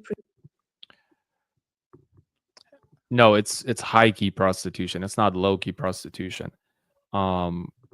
She's listing off like all these things, and I guess this shows you like the difference between Christianity and Islam. Well, for one, Christianity is like you can see that Islam really is sort of a political ideology in the sense of like there's like very specific rules for everything. Like we don't have things like that, like right in Orthodox Christianity. Like as a husband, like there's these right as a husband you have to provide like right having kids and all these things, right? But there is no sort of like these legalistic like rulings like they have in Islam under like Sharia. Like just the fact that they have like Sharia law just shows the like just Islam is like just a very like political ideology, right? And if we did have like an a Christian state and an Orthodox monarch, right? Yeah, we would have like laws and things like that, like apostate laws, whatever. We'd have all those things. But we don't. It's not really something that's like specifically codified like it is in Islam, to where like you can find like loopholes around these rulings and things like that. What do you have to comment on that, Wes? Like these sort of I mean, my thoughts are she's talking about all these things she's finding out are Islamically halal that denigrate her, that disempower her. Has this shaken her belief in Islam in any way to see that it's totally permissible to be treated this way? Yeah, I'm curious if it has. I've watched this whole thing. I think she kind of at the end hints that, oh, this is not okay. Like this is Islamically halal. Like she sort of hints at it, but I don't think she does, because at the end of the day she says like I will die a Muslim or something like that. Like, but I think there's some sort of hints of her faith being maybe a little shaken because of this. Well, I mean, if she wants to die Muslim and she's okay with this, like she can't really complain that all these things are happening to her because they are Islamically acceptable, right? Yeah, she doesn't seem to challenge the fact that these things are halal. I don't know why. She doesn't say like, oh, these things aren't actually, he told me these things are halal, but in fact, they're actually haram. She doesn't actually say that. She just sort of says, oh, these things are halal. He gave me reasons why they're halal. Like the Sahaba used to avoid having kids. It's permissible. It's sunnah to lie to your wife, like things like that. But she doesn't say like, this is not sunnah, etc., etc., etc. She's essentially engages in dawah. Like she's an apologist within the dawah circles, but she doesn't seem to be giving any counterpoints for this. So I'm curious. I don't know how she would justify that in her head, to be honest with you. That is a good point. Yeah, I mean, it seems like a contradiction to be against these things that are defended. Yeah, that she'd be have to defend if she's going to be consistent. But yeah, exactly. Like if you're saying like he's such a bad person, then challenge his points. Tell you like, no, this is not Islamically permissible. Everything he did is not Islamically permissible. But when I watched it, I don't remember her saying anything to that, that matter. Even if you are to show up in the hotel separately and come out from it separately, the shuyukh I reached out to them made me even more traumatized. Some of them said, he is right. All these things are halal, as long as the 4 pillars of nikah were met. There you go. I mean, the scholars reached out and they said, actually, he's right. All these things are halal. Huh. So speaking of like the 4 pillars, yeah, different schools of jurisprudence have different pillars in Islam, but usually there's mutual consent within the marriage. That's like one of the pillars. I think it's called like Hijab and Kabul, I think. So it's the process of Hijab and Kabul that ensures that essentially neither party is coerced or under pressure to get into the, into the marriage, which is interesting because when you go to a lot of Islamic nations, this happens. Like you see a lot of people being coerced or sort of forced into marriages. My understanding, the wife doesn't have to consent. Like it's about the father, right? Like it says like a man can marry a prepubescent daughter as long as the father says it's okay. Yeah. So usually the father's the one that gives consent, but usually the way that it technically works according to the 4 pillars is like the father asks the daughter like, hey, like you want to be doing this, and if she's like totally against it, then that's still technically considered coercion. So but usually the consent is just between 2 parties. So Yeah, and then he had the the witnesses, the wali, so the guardian, right, that gives up the person. He said he had two. They had the mahar, right, the dowry. So actually, I'm curious if he. I don't know. Actually, I'm curious what school of jurisprudence she's talking about, because the pillars are not the same in Sunni Islam. The different schools sort of add, remove, and have different exegesis of the different pillars. But technically, right, there's witnesses, there's the role of the guardian, there's the dowry, and then the two mutual consent parties. So You can't know what his intention is, but his intention is actually very clear. This is a no. so she does seem to be challenging here, like the ruling that this is in fact halal. That she's sort of saying that maybe this is haram, but she's not very clear about it, at least in this. She's saying this isn't a no-string marriage, but you said there's a type of marriage where that's totally acceptable, right? What was it called? The Muta marriage, temporary marriage, whatever. Yeah, but that's only in Shia Islam. So she's a Sunni, so muta marriage is haram in Shia Islam. But essentially, they are engaging in a form of muta marriage, but they're just like using these weird Sunni loopholes. But it's essentially the same thing. Yeah, but Sunnis consider muta marriage haram. Do any Muslims like switch back and forth between schools when it's convenient for them, or do they strictly stick to their school? It's usually whatever it is within like their mosque, within their community. But yeah, some do sort of like hold to different schools of jurisprudence, and they might flip. But usually it's like whatever is in your masjid, in your mosque, in your community. That's sort of the school of jurisprudence you hold to. But I guess you could be like, oh, I no longer hold to the Hanafi school of jurisprudence. I want to hold to a different school of fiqh. So I guess you could do that. Did that with the intention of divorce. He articulated that. He encouraged others to go for these options. He openly and proudly said there is nothing wrong with marriage with the intention of divorce. And through deception, because actually... But is there Islamically anything wrong with it? I don't think there is. Like, I mean, the intention of divorce. For me as a Christian, like I'm like that's haram to me, but I don't think it is to them. Yeah, that's what I'm saying. And I mean, to compare and contrast, like that's the difference right there between Christianity and Islam. Like Islam has all these, wild loop. I mean, it's the antithesis essentially of Christianity. Yeah, people like in the secular world and in like academics, they like to say, oh, these are Abrahamic faiths. They have so many things in common, this and that. I mean, you look at some of these things like marriage with intention of divorce, divorcing as many times as you want. Abortion, by the way, is Islamically justified. Some Muslims might argue it's not past a certain stage, it's Islamically justified, like according to the Quran and the Hadith.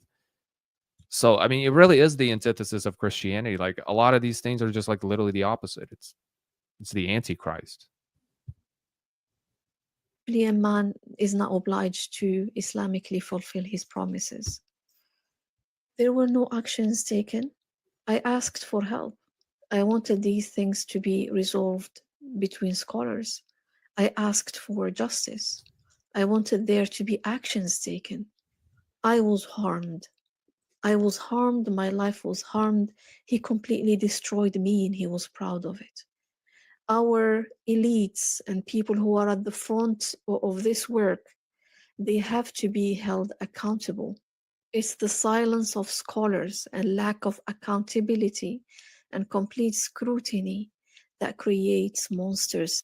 I wanted to have a good life, I wanted to have a family, I wanted to be happy. You have completely destroyed my life and that of my daughter.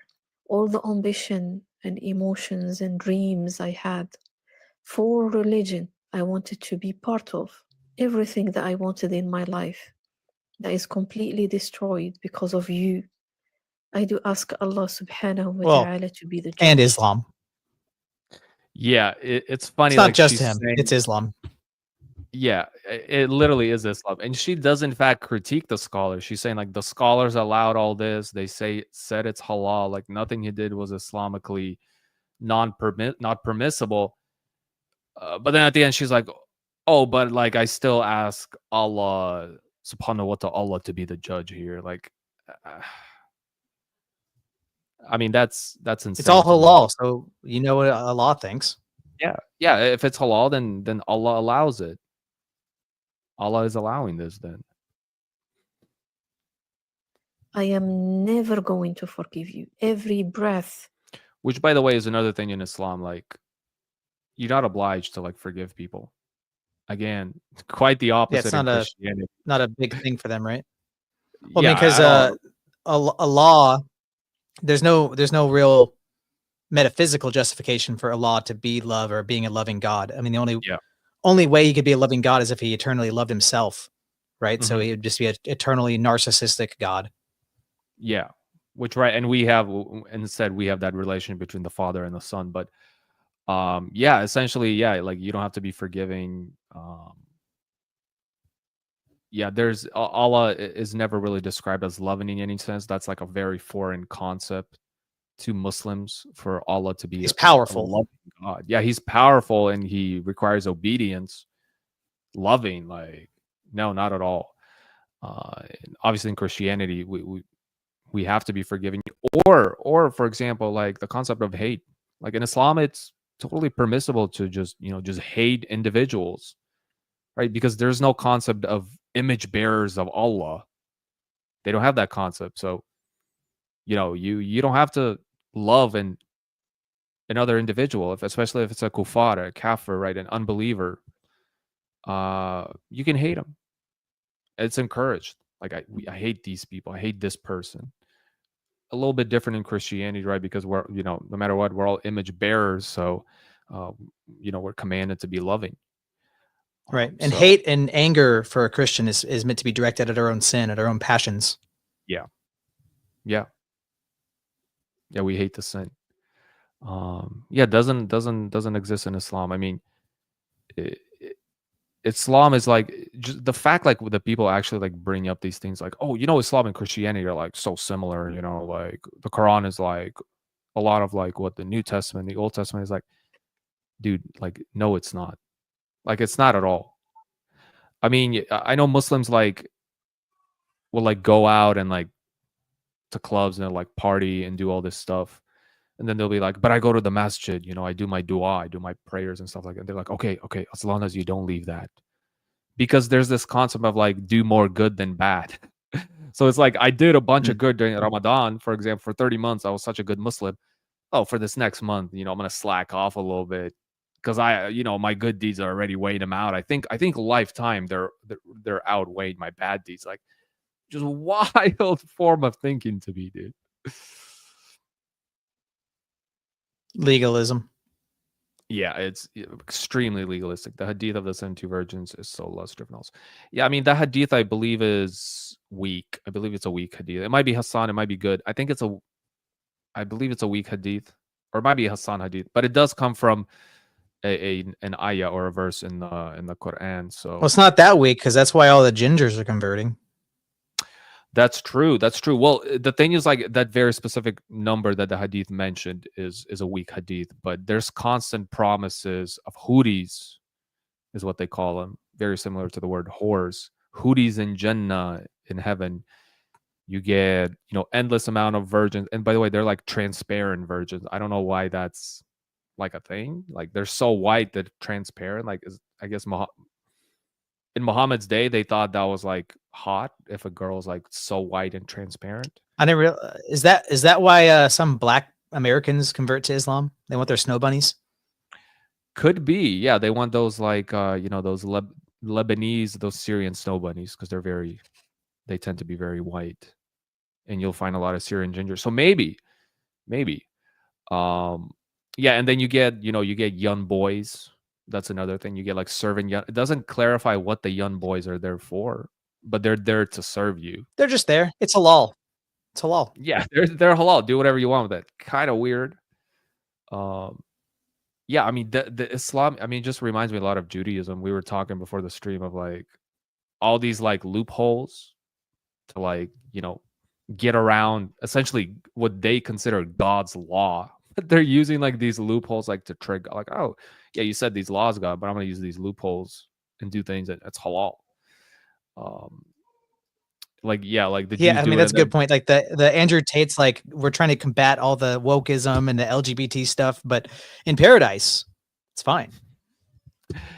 Yeah, that's the funny. That's another critique of Islam that people like to bring out, right? Like alcohol is haram, right? Having promiscuous sex essentially outside of marriage is haram in Islam, but in heaven or in Jannah, like rivers of alcohol, rivers of wine, you can drink, and then you can start having all this promiscuous sex. Then you can engage in this stuff. It's like, dude, if that doesn't tell you it's a man-made religion, I don't know what does. It's just a cult, dude. Yeah, I mean, St. John of Damascus calls it, the heresy of the Ishmaelites. He deems it under, all the other essentially heresies deeming off of Christianity. And he lists it in his fountain of knowledge. He addresses it. He just lists a bunch of heresies. He dedicates a lot more time to Islam, but he calls them, the heresy of the Ishmaelites. So, but yeah, like I was gonna say, that's also where they claim to come from, right? Yeah, they came from Ishmael. So, and that's what they were called. They weren't really called Muslims. They were called the Ishmaelites, at least during Saint John of Damascus's time. But I was going to say, like, another loophole that I've heard is from Afghani Muslims, and I guess they engage. And people say this is cultural, but like they use Islam to justify this. They will have young boys, like grown men, will have young boys that they're like sexually abused. They're having sex with young boys. They have like a young boy, they like put makeup on him, have sex with him. And their justification essentially for this is that, oh, this isn't homosexuality because homosexuality is haram in Islam. This isn't homosexuality because he's not an adult yet. It's a boy. Is that wild? I don't think that works. Yeah, I don't think that's just like it's not gay if your balls don't touch. I don't know about that. Yeah, I get it. Yeah, it's not. It's only gay if your balls touch. By the way, good news: Afghanistan Muslims are leaving Islam in Virginia. That's good. Nice. That's good. Yeah, I agree. It's sexual abuse. I did say it's abuse, sexually abusing these young boys. Yeah, you can go online, you find footage of it. It's not of like the actual act, but like a young dude, and he's like with a young little boy, and he's like the little boy's wearing makeup. It's disgusting. These cave dwellers, these Muslim ditties. Yeah, Muslim ditties. All of Afghanistan is just full of a bunch of Muslim ditties. Watch your wording. Don't tell me what to do. Mystery meat, retard. It's my wife. Anyway, that's my wife, dude. Careful what you say. Watch your wording. Is that actually your wife? I'll say it again. Yes, that's actually my wife. Yeah. Did she change her username?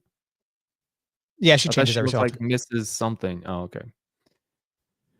I'm gonna ban your wife. And I've never read Thomas Aquinas's epistles on the Prophet Muhammad, blessed be his name, may he live forever. Oh, and Thomas Aquinas. I don't know. I mean, maybe it's good. I don't know. I hate Aquinas, so I think he couldn't have good arguments against Islam. Yeah, I think I've read like one thing on Thomas Aquinas. So and it was he was essentially arguing for the Filioque. That it was like a excerpt from something of his, but maybe I'll read it. I mean, Soldier of Christ, I think you have my email, so if you want to send that to me, then I'll check it out. Of time that I have gone throughout all these years because of you, in your falsehood, in your oppression, in your transgression. I do ask Allah subhanahu wa ta'ala to pay me back for that. I will never forgive you. I would like you to bring forward your evidence, and I want to challenge you to. Well, what does that mean, hit puberty? Because like puberty is a process. You don't. I get when you have your first. Is it like first period? Is that what he means? Because puberty doesn't just like happen like that. Puberty is like takes quite some time to like fully, you know. مباهلة. Your sin is not a sin that has to be concealed. This is not something you did between you and Allah subhanahu wa ta'ala in hiding and you repented. This is not what you have done. This is something that you have doubled on. This is something you were proud of. This is something you spread. This is something you encouraged others to follow. This is something you continued with the McDonald's nikah. This is something you have articulated based on Islamic texts and from our own religion. أقسم لك بالله يمينا يا محمد يا حجاب. أقسم لك بالله يمينا. Wallahi, because I know that I'm talking about it is the truth. So I'm calling you out to these two things. Number one, I'm calling you out for mubahala. Come out. Come out. Give me just that mubahala, that dua. She's challenging him to mubahala. You know what mubahala is? What? No, what's that? She's saying, meet me in the octagon? Kind of. It's sort of like it's an interesting concept in Islam. It's sort of like a prayer off. Well, so mubahala, it derives from the Arabic word of bahla, which just means like to curse, like to invocation of like God's curse. And essentially like they would get together and they would pray like a certain phrase. It's like a way of resolving religious dispute in Islam when like argumentation from both of the groups fails to resolve the religious dispute, whatever it is that they're having. They like get together jointly and pray to Allah to essentially like cast a curse on whichever of the two parties is false. They like the translation of the prayer is something like "curse be on the liar" or "divine wrath be on the liar," and it's like, and the truth eventually is going to come out, and you know whoever is the liar is going to face the consequences. And the truth is going to be evident because the liar is essentially going to be cursed. It's a prayer off. Like they literally get together and they're like, curse be on this individual. And she did say it there. She like cursed Mohammed Hijab. She did the dua, which just means prayer. She said that in Arabic. It had like the little translation. Yeah, you literally get together and you're like, if it was like me and you had a disagreement and we couldn't come to an agreement, be like, curse be unto Allah, curse MrWesford. And you'd be like, curse Val. And then like, I guess I've never really seen it. I guess somebody is like cursed and it's evident who's a liar. Is it like whichever one can keep going with the prayer until the other one collapses or something like that? Like you have to keep your hand on the card, you win it kind of thing? Like it's a contest? Or is it just like we both say it and we just wait and no, it's essentially like it could be any sign that essentially tells you who's the liar. It could be something like that person gets sick the next day, and the scholars or the sheikhs might get together and be like, yep, Allah cursed him, that's the liar. It could be anything, to be honest. Like Trump's tariffs go online and Mohammed Hijab stocks tank, like, oh, he's cursed. yeah, exactly. There you go. The stocks tank because of the tariffs, so Mohammed Hijab is cursed. It did recover like 7% yesterday or something, so that's good. Does a woman have the authority to throw down the gauntlet for Mubah? Is that something that they can do? Or is it like, would it be like only a man between a man thing? No, she can do that. Yeah, she can do that. She can challenge a man Muslim to Muhabhala. So yeah.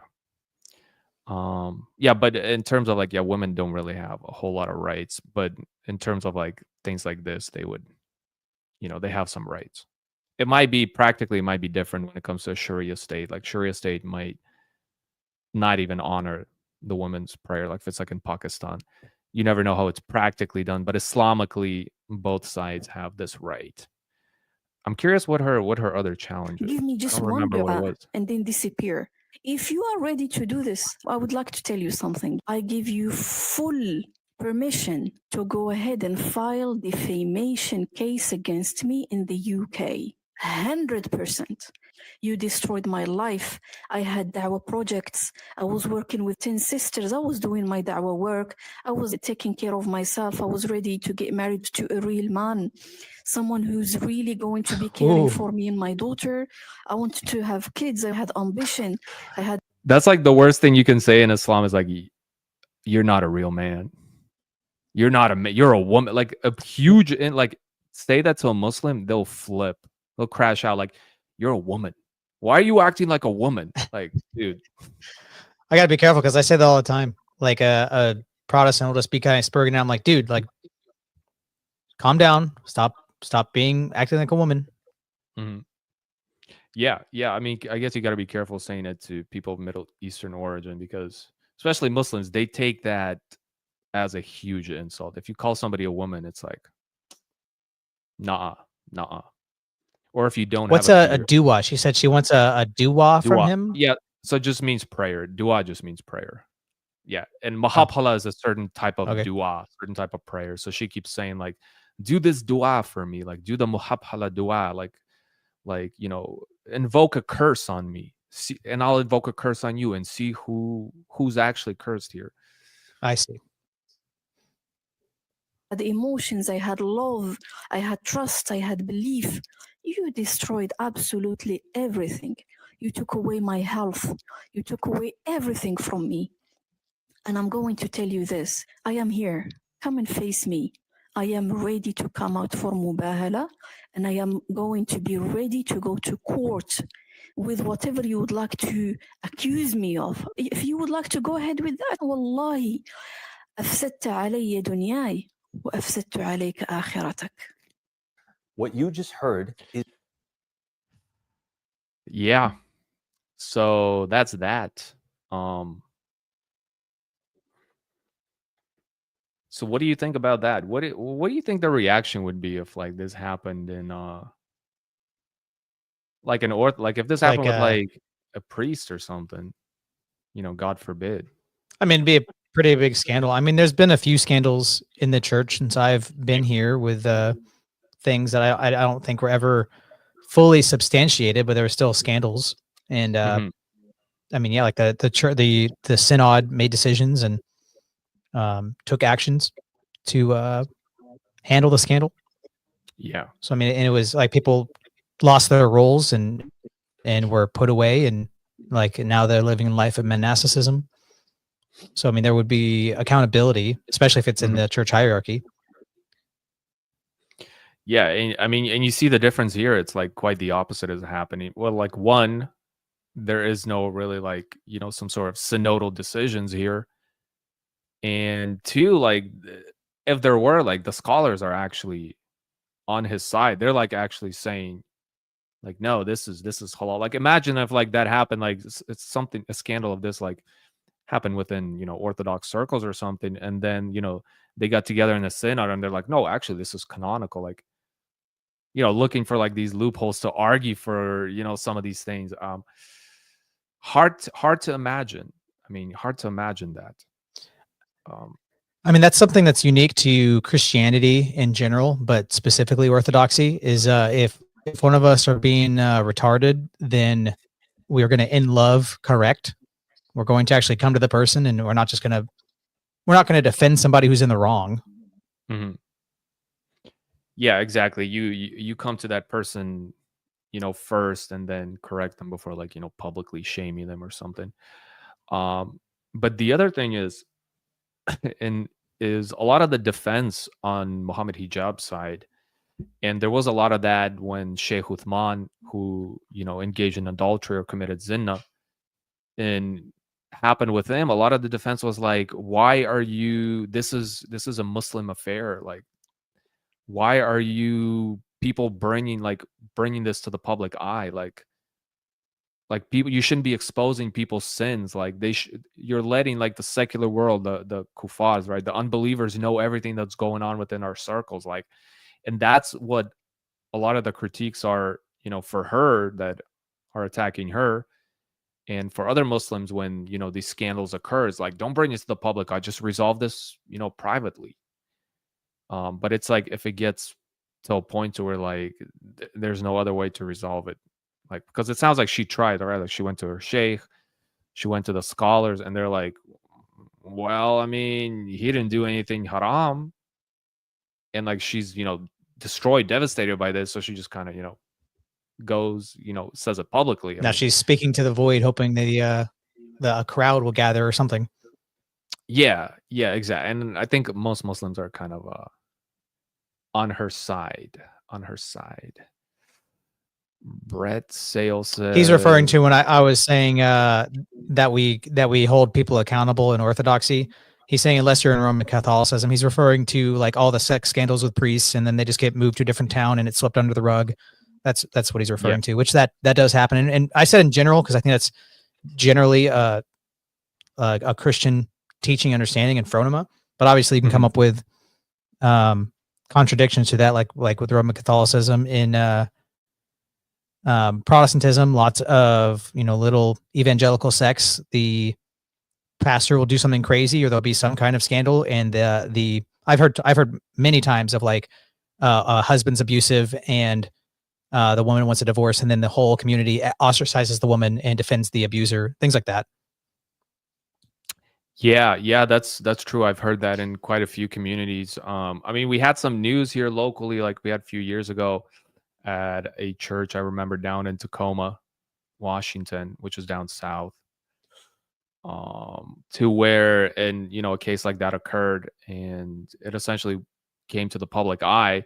But within like the church, the way the church tried to resolve it is essentially they kind of swept it under the rug and defended him. So yeah, that does happen. I mean, that makes sense, especially from the evangelical perspective, because the whole community is based off of that one personality. It's a personality cult. So if you have the pastor who's brought this whole flock together go under, there goes the church. What are you gonna do? Get a new pastor? Well, what if the people don't like him? That's their whole religion is based off of that guy's personality.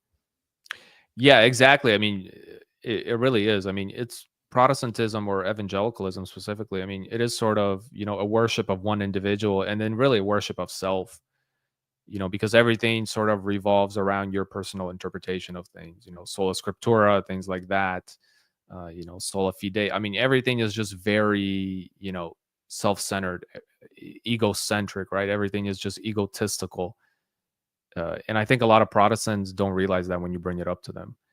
They want to have those. I mean, my argument is that sola scriptura equals self-worship. I mean, if I'm going to not be charitable at all, because they say it sets up the Bible as the final authority, but since you are the arbiter of how it's interpreted, you actually the final authority. So you decide what God says, what his commands are, how they're to be followed. You are the one to decide that for yourself. Yep.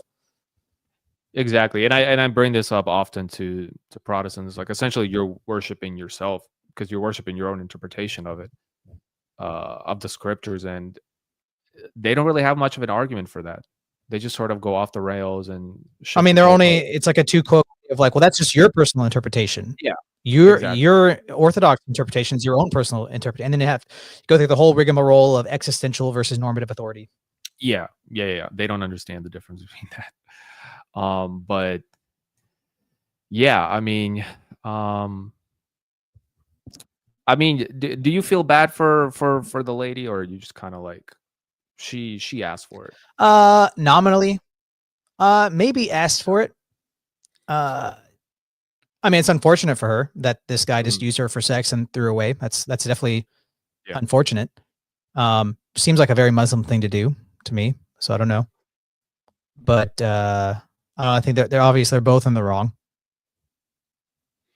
Yeah, I think that's the theme is like, and that's what I wanted to highlight, is that this is essentially, according to Mohammed Hijab himself, this is Islamically permissible. Like, this isn't from an Islamic perspective. I guess from Mohammed Hijab's perspective, and I guess he's able to give a justification for it, it seems, this isn't even really a scandal. It's just an unfortunate thing that happened, a halal thing that happened within Islam, and it sucks for her, but it's Islamically permissible. It's halal. There you go. That's Islam for you. I mean, if he didn't do anything wrong, then he's not in the wrong, right? There's nothing. Yeah, nothing exactly. He has no obligations.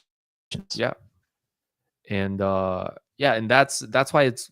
I mean, it's wild to me. I mean, you see the fruits of Islam. It's wild to me how, I guess, young people are still sort of, exploring, they're figuring things out. But it's wild to me when I have people message me and say, "Oh, I'm considering, a certain faith, and right now I'm like debating between like orthodoxy and Islam. It's like, what? Watch any debate. The Orthodox apologist is going to destroy. Just go watch. Yeah, and not even just like, yeah, you can watch debates. I mean, I'll say one thing, like debates can only get you so far. You know, head knowledge can only get you so far. And you can, I don't have anything wrong against watching debates, but it's like, you know, just look at it from like a spiritual even perspective. Like, just look at the fruits of Islam. You know, look at it. I agree. And that my wife says the same thing. Like, if I was a woman who was like secular and lost and trying to find my faith, and I saw Islam, I'd be like, well, no, I can see how they treat women.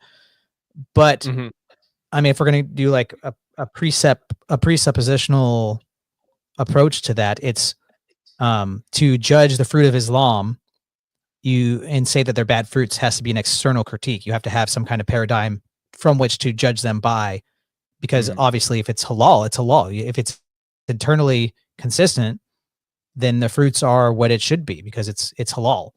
So if you are a person that aligns with Christianity, or you could say like secular humanism, which is a bastardization of orthodoxy, then you're gonna look at the fruits and know that they're bad because you have that framework.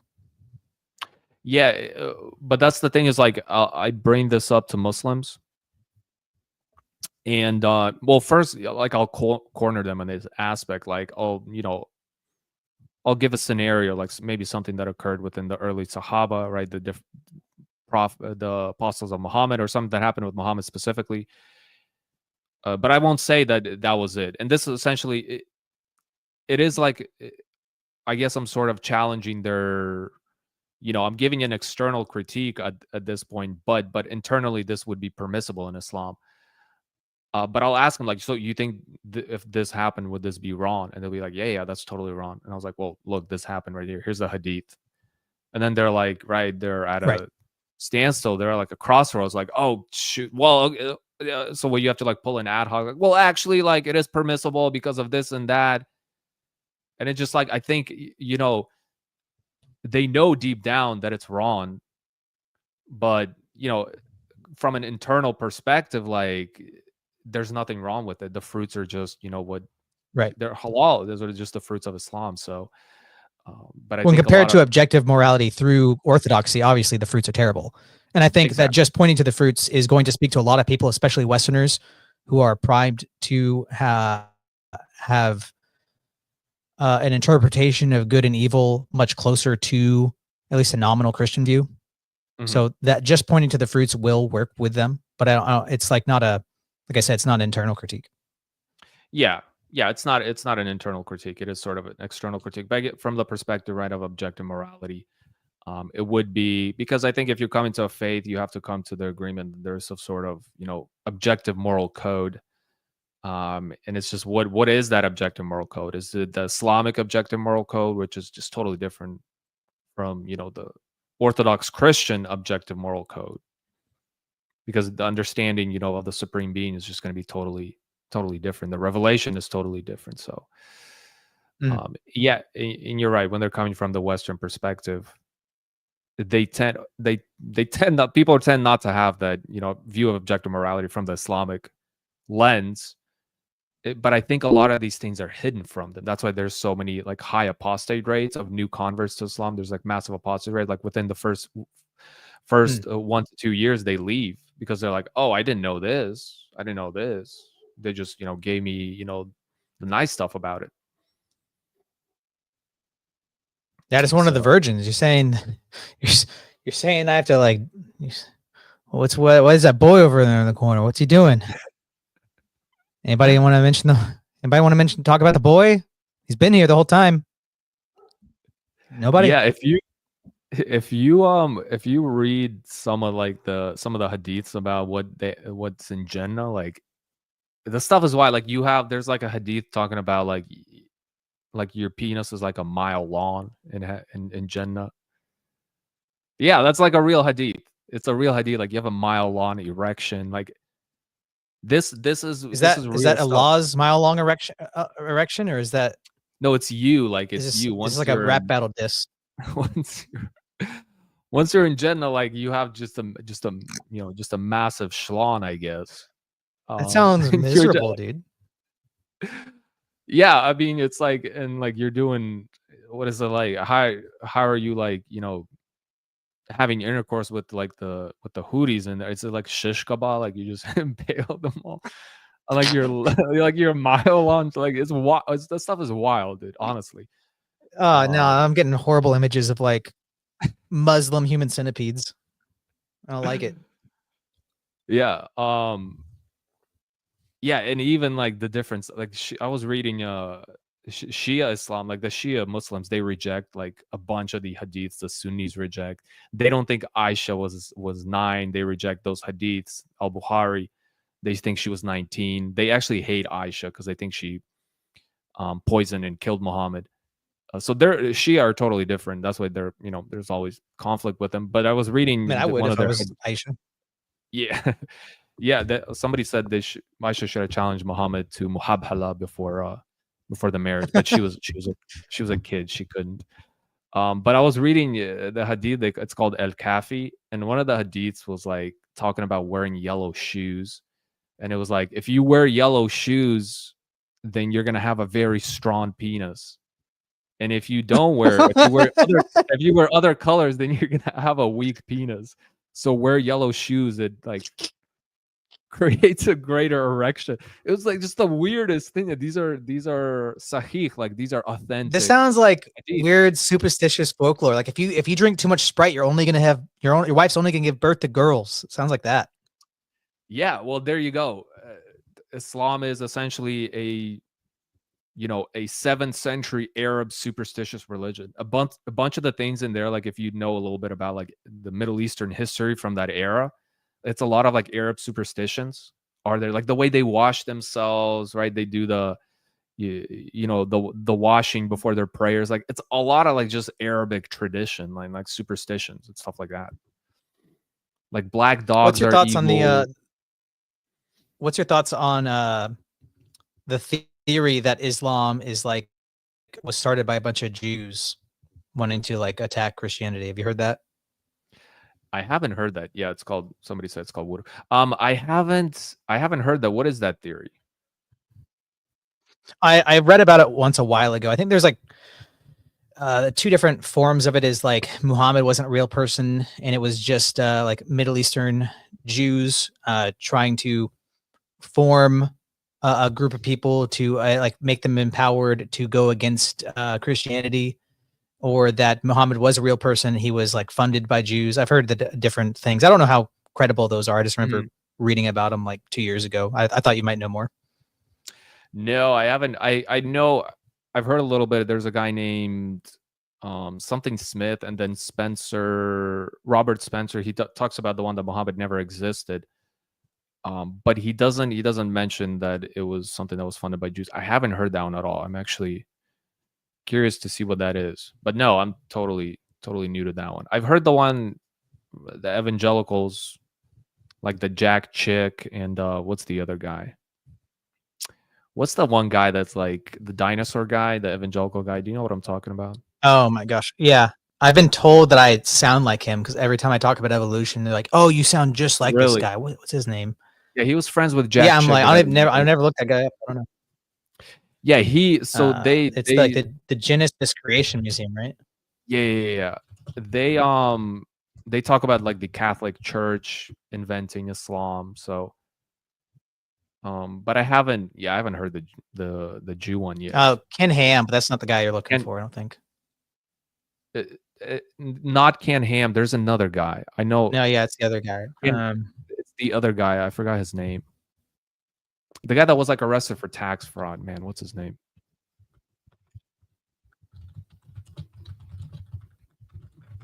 What's his name? It's in my brain. It's just not showing up. Ken Hovind. That's one. Yeah, that's the guy. Yeah, I've had many atheists pop into my comments saying I'm a Ken Hovind Jr., even though I've never looked him up or know what anything he says. It's like, oh, he must say some pretty smart stuff. Because, yeah. Yeah, it's because 'Cause Ken Hovind is a evolution's pretty younger. dumb. Yeah, and he's anti-evolutionist. That's so those arguments are pretty good from Ken Hovind, but a lot of his stuff is pretty retarded. And he was arrested for like tax fraud and stuff. So Uncle Sam. yeah. Yeah, I'm curious to know the other theory of how Islam started. But I mean, as far as like, I guess I have to go with like the historical consensus is that he was a person that existed. I mean, I don't see a reason why not. I can kind of see the argument that he may have never existed. Jay Smith, right? There's a guy named Jay Smith that gives that argument, and then Robert Spencer had a debate that he in fact never existed. But I don't know. It seems kind of crazy that you'd invent and a person like that. And I mean, because I'm thinking like if you're going to invent somebody, you'd invent somebody like more virtuous. But I guess maybe from that time period and from their culture, like he was considered extremely virtuous. Because there's a hadith, for example, that says invented dying by poison. Yeah, I mean, it seems kind of wild. But there's a hadith that talks about like Muhammad, like I think the most wives he had at a time was like 11, but he was like had such a powerful sexual drive that he would like visit all his wives in one night and like shag them all. Like he's such a man. The yellow shoes, dude, they're halal. The yellow, yeah, he wore the yellow shoes. Yeah. Guys, we're trying to get MrWesford here to 1,000 subscribers. So if you guys are in the chat, I'm looking here. You're at 862. We only got 11 more, guys. We need more. Guys in the chat, subscribe to MrWesford. We got to get him to 1,000 subscribers. Please feed my children. Do not take the food from my children's mouth. Please, I beg you. Yeah, if you every time you guys don't subscribe to him, a child starves and dies in Africa. MrWesford feeds all the kids in Africa. A few cents a day. So every depending time, on your audience, you might be incentivizing them not to subscribe. So okay. I don't know. That's true. I had actually this guy's in the chat right here. Prayer. What's up, Prayer? How you doing? Prayer sent me a message today saying that apparently some of the women online think I'm very sexist. I actually I'm like, okay, nice. It's good, right? Like from like what perspective? Like from, a secular perspective, they call me sexist. That's good. Like women. Yeah, it's definitely one of those bellwethers where you know you're doing something right. Yeah, exactly. Like, I mean, sometimes I'll say like women should stay in the kitchen. Like, yeah, like, okay, like women should stay in the kitchen. Like, I want women to be where they're happiest. What's the problem? Like women are happy staying at home, taking care of kids and feeding their husbands. Like you think a woman wants to be like working a corporate job somewhere? Like, no, dude. Let's go. Let's check out the we've been on for like 2 hours. I guess let's close out with I want to check out that clip that he was talking about. Of Shamoon? Yeah, that Shamoon clip. I have the link here. I can send it in the private. Yeah, send it in the private. I want to check it out. See what that's all about. Really, it's like 30 seconds. Oh, okay, it's very short.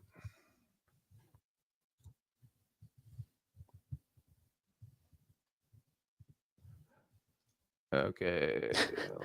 I was trying to text this one woman and she was like, ew, you're friends with Val. Is that, yeah, that's what he messaged me, I think.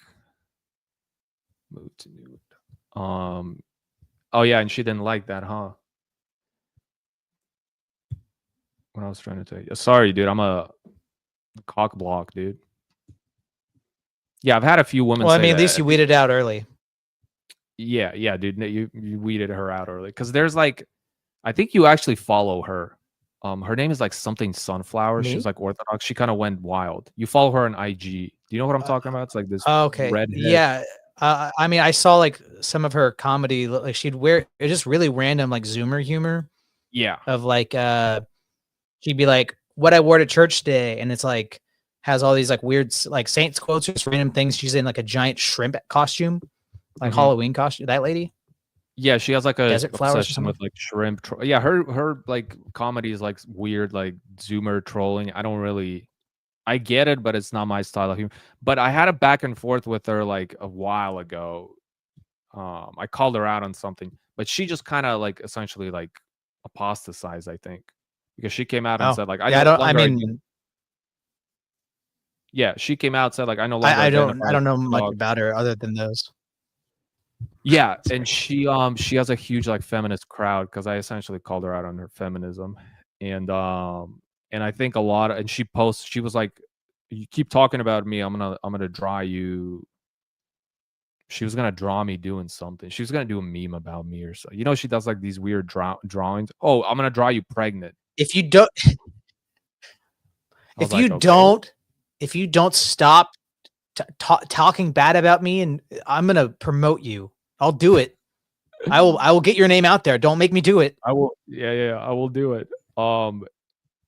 Yeah, and essentially, like her crowd, I guess, like it's not much of them, but they came to my channel and they're like, a lot of the Orthodox men are just so sexist, and you're one of the leaders in this sexism. Like, I don't freaking know. We got. I'm not sexist. You're a feminist. Yeah, you're just a feminist. You're just a feminist. Like if men hated women, like we wouldn't marry women. Like we wouldn't like women. Like, come on, dude. We'd be Muslim. Yeah, would be Muslims, dude. We'd be, doing nikah marriages, muta marriages, just having sex marriages. All right, so this is it, I guess. Let's see what. By the way, I think Sam. By the way, both Jay Dyer and Sam, I believe, have me blocked on YouTube. So, that's. Anyways, I mean, whatever. I don't really care. I don't really watch their content too much, but I guess they don't like some of my stuff. So, by the way, Sam, if you watch this, unblock me, dude. Oh, another one. Let's hammer this. Isaiah 40, verse 10. See, the Lord God comes with might, and his arm rules for him. So you can't stop, guys. Look, he can't stop. He's got to chime in. See, because he wants to be used of the devil. See, guys, watch. Can't stop. And I know he's listening because he wants to be used of the devil. Look, right here. No, Jay, you're not manifesting. Yeah, keep manifesting, dude. I don't get it. So is he? What the hell is this? Is he? Is he challenging Jay? Another one. What is that? No, I think Jay is asking him to debate Catholicism versus Orthodoxies, in my assumption here. But he's saying somebody's manifesting. I don't know. What is he saying? I think Jay's making a joke.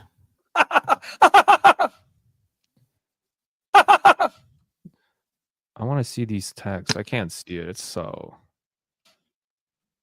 Huh. So they're like, Jay's like officially challenging him then, or what? I think he was just messaging him in Twitter DMs asking if he wanted to. That's my assumption. And okay. Sam sounds like he's saying he's like demonically possessed or something. That Jay is yeah, that's what it sounds like. And yeah. Huh.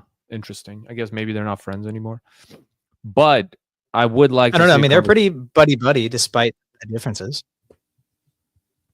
Yeah, that's all I'm saying, because I brought it up in the live stream. I'm like, Jay, why are you?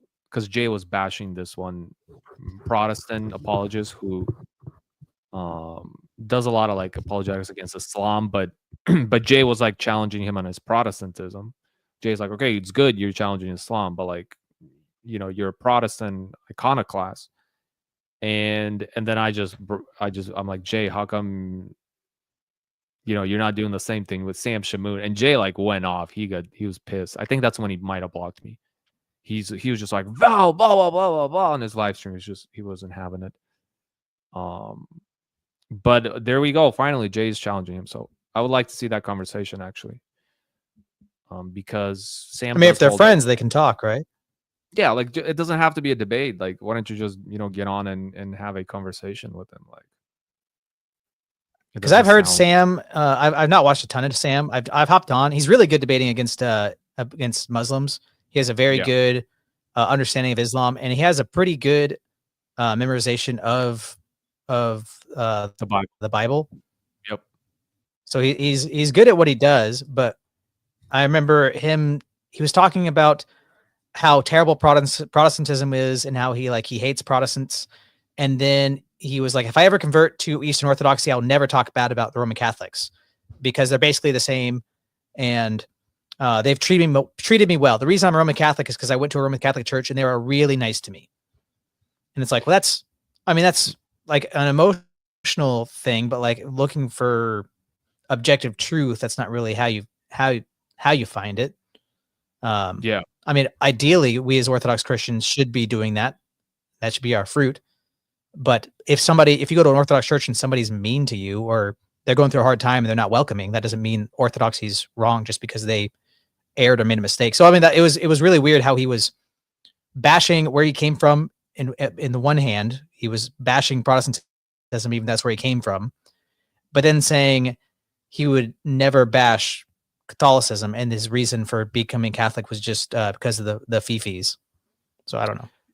Yeah, he's sort of known for being, and I called him out on this, and that's probably why he blocked me. He's like an ecumenist for the traditional churches, I guess the apostolic churches, whatever you want to call them. Yeah. Well, that's pretty much the Roman. That's earlier in this in the chat. What the lion guy? I can't remember his name. Mentioned one of my videos, an argument against Roman Catholicism, and he said it wasn't convincing, and that voice of reason refuted me. I 100% disagree. Willing to have the conversation though, but that my argument would go against Sam as well, because he believes in Vatican II ecumenism of, there's concentric circles of the church, and that they all are looking for truth, and the Muslims and the Hindus worship the same God in love because that's what they are trying to do. So, yeah, my argument is that if we have the Eucharist and you have the Eucharist, but we say that you don't have the Eucharist, that you're a false church, that you're schismatics, then necessarily it's the case that you're not true. Doesn't mean we're true. But if we have the truth, which is in Christ, and you're saying that we have Christ, then you cannot be true because of the differences in our beliefs. So Voice of Reason was saying that I'm wrong because I made the argument of conflation, which is he's saying I mistakenly equivocated Christ with the truth, which I'm like, I mean, that seems like an okay equivocation because that's what Christ does. He says, I'm the way, the truth, and the life. So all that would be against Sam as well. Yeah, I remember that was Voice of Reason's essentially a rebuttal to you, is that you're conflating Christ with the truth, and it's like, it's a stupid argument. But yeah, I had that conversation with the Protestant from I think it was from the Catholic catechesis about well, I read through it. This was like months ago. We read through it together where it was talking about, the Muslims and the Jews, they do worship the Father who we hold dear, but they reject the other parts of the Trinity, whatever. And essentially what it came down to is because their acceptance of natural theology, essentially. So they believe that's possible. And they the general generic deity. Yeah. And then you go from general generic deity to specific Trinity. So they worship the same general generic Trinity deity as us, but not the specific Trinity. Yeah. Which falls on its face. Because I've talked to a pretty good close friend who's a Roman Catholic, and I got him to admit that Christ is and is not God at the same time. He's like, yeah, the Muslims worship God. Okay, well, is Jesus Christ God? Yes. Do the Muslims worship Jesus Christ as God? No. Okay, so they don't worship God. No, they do. Okay, so Christ is and is not God at the same time. Like, yeah, evangelicals give the same argument when it comes to their sort of dispensationalist views and their views of the Jews. They're like, well, no, they worship the same God. I'm like, what? Well, they worship the Father. Okay, but they reject Christ as God. So do they worship God or not? No. They just worship one aspect of the Trinity, right? just the Godhead, just one, just the Godhead, the monarchia. It's like you have to try so much mental gymnastics just to like justify. So Christ is wrong when he says, nobody comes to the Father except through me. So Christ is wrong when he says that. Yeah. So like there's no, exactly. There's no way for them to worship the Father unless they're coming through Christ. It just doesn't make any sense. What is this guy talking about? The verse that he was talking about, what's that verse to where Paul is talking to the pagan Greeks? You know the verse I'm talking about?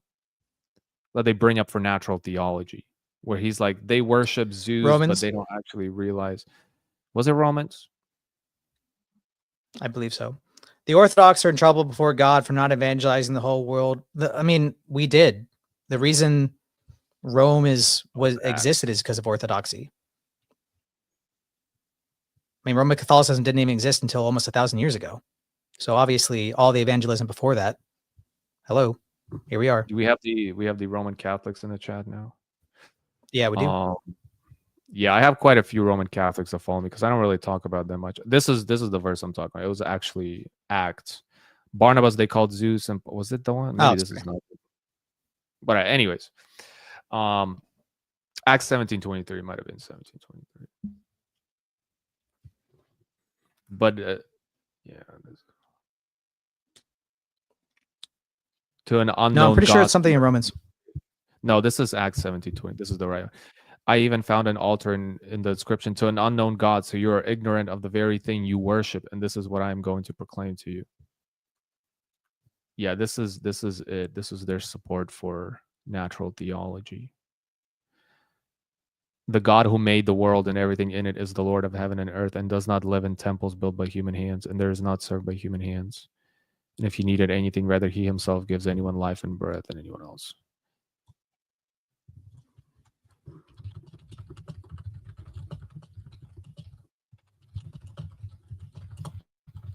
Yeah, they're saying like, oh, they were worshiping this unknown God, and Paul is saying here, well, it's to an unknown God, but it's actually to the one true God.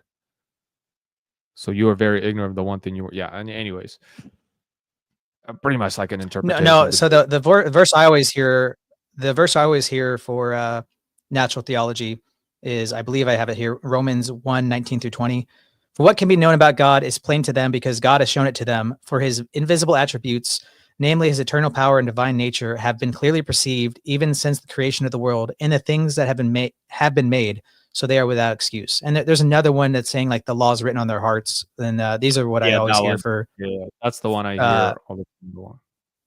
Yeah, so like we can just look at nature and reason to God, even though that contradicts the revelation about the fall. Because if you're going, obviously, I mean, people can go look up these arguments, but if you're going to look at nature and then reason to God from there, but if Revelation tells us that nature is fallen, and then there have been cosmic changes since creation, and if you view all of those cosmic downfalls that are currently present as natural, and you could say eternal, or having, if they're all natural, they're not consequences of the fall, then you're going to make errors in your reasoning. Yeah. I mean, the argument is just not convincing to me. It doesn't make any sense. Like revelation is the only way you can know the true God. Otherwise, yeah, he's revealed himself. Yeah.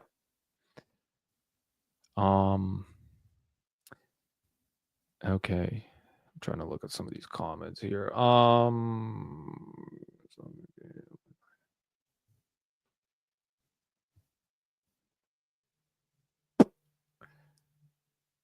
Yeah, besides the angry, I'm not even sure what Patrick is saying here. And you were dead wrong and on your way to health? I think he's saying hell. To hell. We're not evangelizing Catholics. If they're wrong, stop talking. But that sentence is just grammatically wild to me. I'm not even really sure. He's been taking a bit of a dip in the Genna River of Scotch there. Of course I have to buy super chats. Yeah, you guys like sending me like requests, like like send me a super chat and then maybe I'll do your request. But you guys like, brother, please respond to this guy, brother. Patrick is probably British. How does it feel to live in a Muslim country? Yeah, Patrick, how does it feel to live in a Muslim country, buddy? How I just about wanna that? know. Sharia state. You live in a Sharia state. You live in a Sharia state, bro. Bro, your state okay. so Sharia, dude. What was that? Your state's not even, your state is haram. Your state, it is haram. I might have to. I gotta change up my my mods here. I think Soldier of Christ used to be my mod. Then I modded him because I think Soldier of Christ said some things I didn't like. I gotta change up some of my mods. Soldier of Christ, I'll probably mod you. All right, guys, got to shape up. Chopping blocks getting pulled out. Standard moderator. Oh, his channel was deleted. Oh, that makes sense. Because I was like, I don't really remember unmodding him. Okay, you are now a mod, and I might have to like remove that super lying guy. He's a I don't know if he's like, I think he's trying to decide between like He said he's Orthodox Protestant. Yeah. and he's like non-denom. Anyways, we'll pray for you, Super Lion. I think he asked for like prayers early on. Yeah. But anyway, it's good to Nothing see you against you. back, Soldier of Christ. But yeah. I mean, we've been live for long enough here. Any closing thoughts you want to say? Guys, go subscribe, by the way, to Wes. Tell them where they can find you and stuff like that. Super Lion is a prod. Okay. Yeah, you can find me here on YouTube. I try to do weekly streams. I upload videos. I upload shorts. Try to stick with comedy, some like catechetical stuff. People have questions, and I feel equipped to answer them. And I talk to my spiritual father and making sure I'm not doing anything crazy. Some people, yeah, whatever. Yeah, that kind of thing. I'll try to stick with comedy, entertainment, some theology stuff. You can find me on X, on Instagram. I'm not super active over there, but if you want to find me there, if you want to message me. Also, if you want to go download the app for the Orthodox radio show I'm helping get launched off the ground here. I'll put the link here in the chat again. EWBSX Radio. Radio for our guys. Cool. Awesome.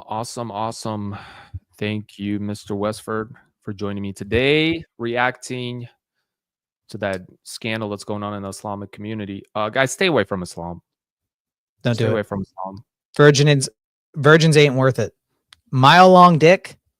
That's a problem you don't want to have. More dick, more problems. That's what my daddy taught me. So stay clear. Yeah, that sounds more like a curse than a blessing. I mean, that That's might be the result of Hezbollah or whatever. What was it? Mubah. Yeah. She asked me to Mubah. Then my dick grew 1,000 yards, man. It wasn't good. Yeah, maybe that'll happen to Mohammed Hijab. He's gonna get cursed with them. They'll be like, "You see, he got blessed instead of cursed." That's a thing that Mohammed Hijab says. By the way, people troll online on that, like, "You see," it's like his catchphrase. You see, the Christians are this. Yeah, prayer. Listen, should I call? Listen, Tristan. I'm gonna call you by your real name. Relax, Tristan, bro. Like, your name is Tristan, bro. Come on, dude. Chill out. Anyways, become Mormon. They're way nicer Mormon, Muslims. By the way, I think, are you still a catechumen prayer? Let me know when you're getting baptized, dude. I'll come up there to your state and join your baptism. Anyways, thank you guys. Holy Week is coming up, so I probably won't be online during Holy Week. I don't know about you, Wes. I'm gonna try to take a break and focus on the inner, on the spiritual, and you guys should too. So blessed Lent to everyone that is participating in it. Thank you guys for joining us. I'll catch you guys next time. Peace out. Oh, and Prayer 90. I tried to be a Black Hebrew Israelite. They're not letting me in. So it's a tough crowd. You're not black enough, bro. Thank you for watching. If you enjoyed the video, like, share, comment, and subscribe for more. And follow my social medias in the description below. I'll see you next time. God bless.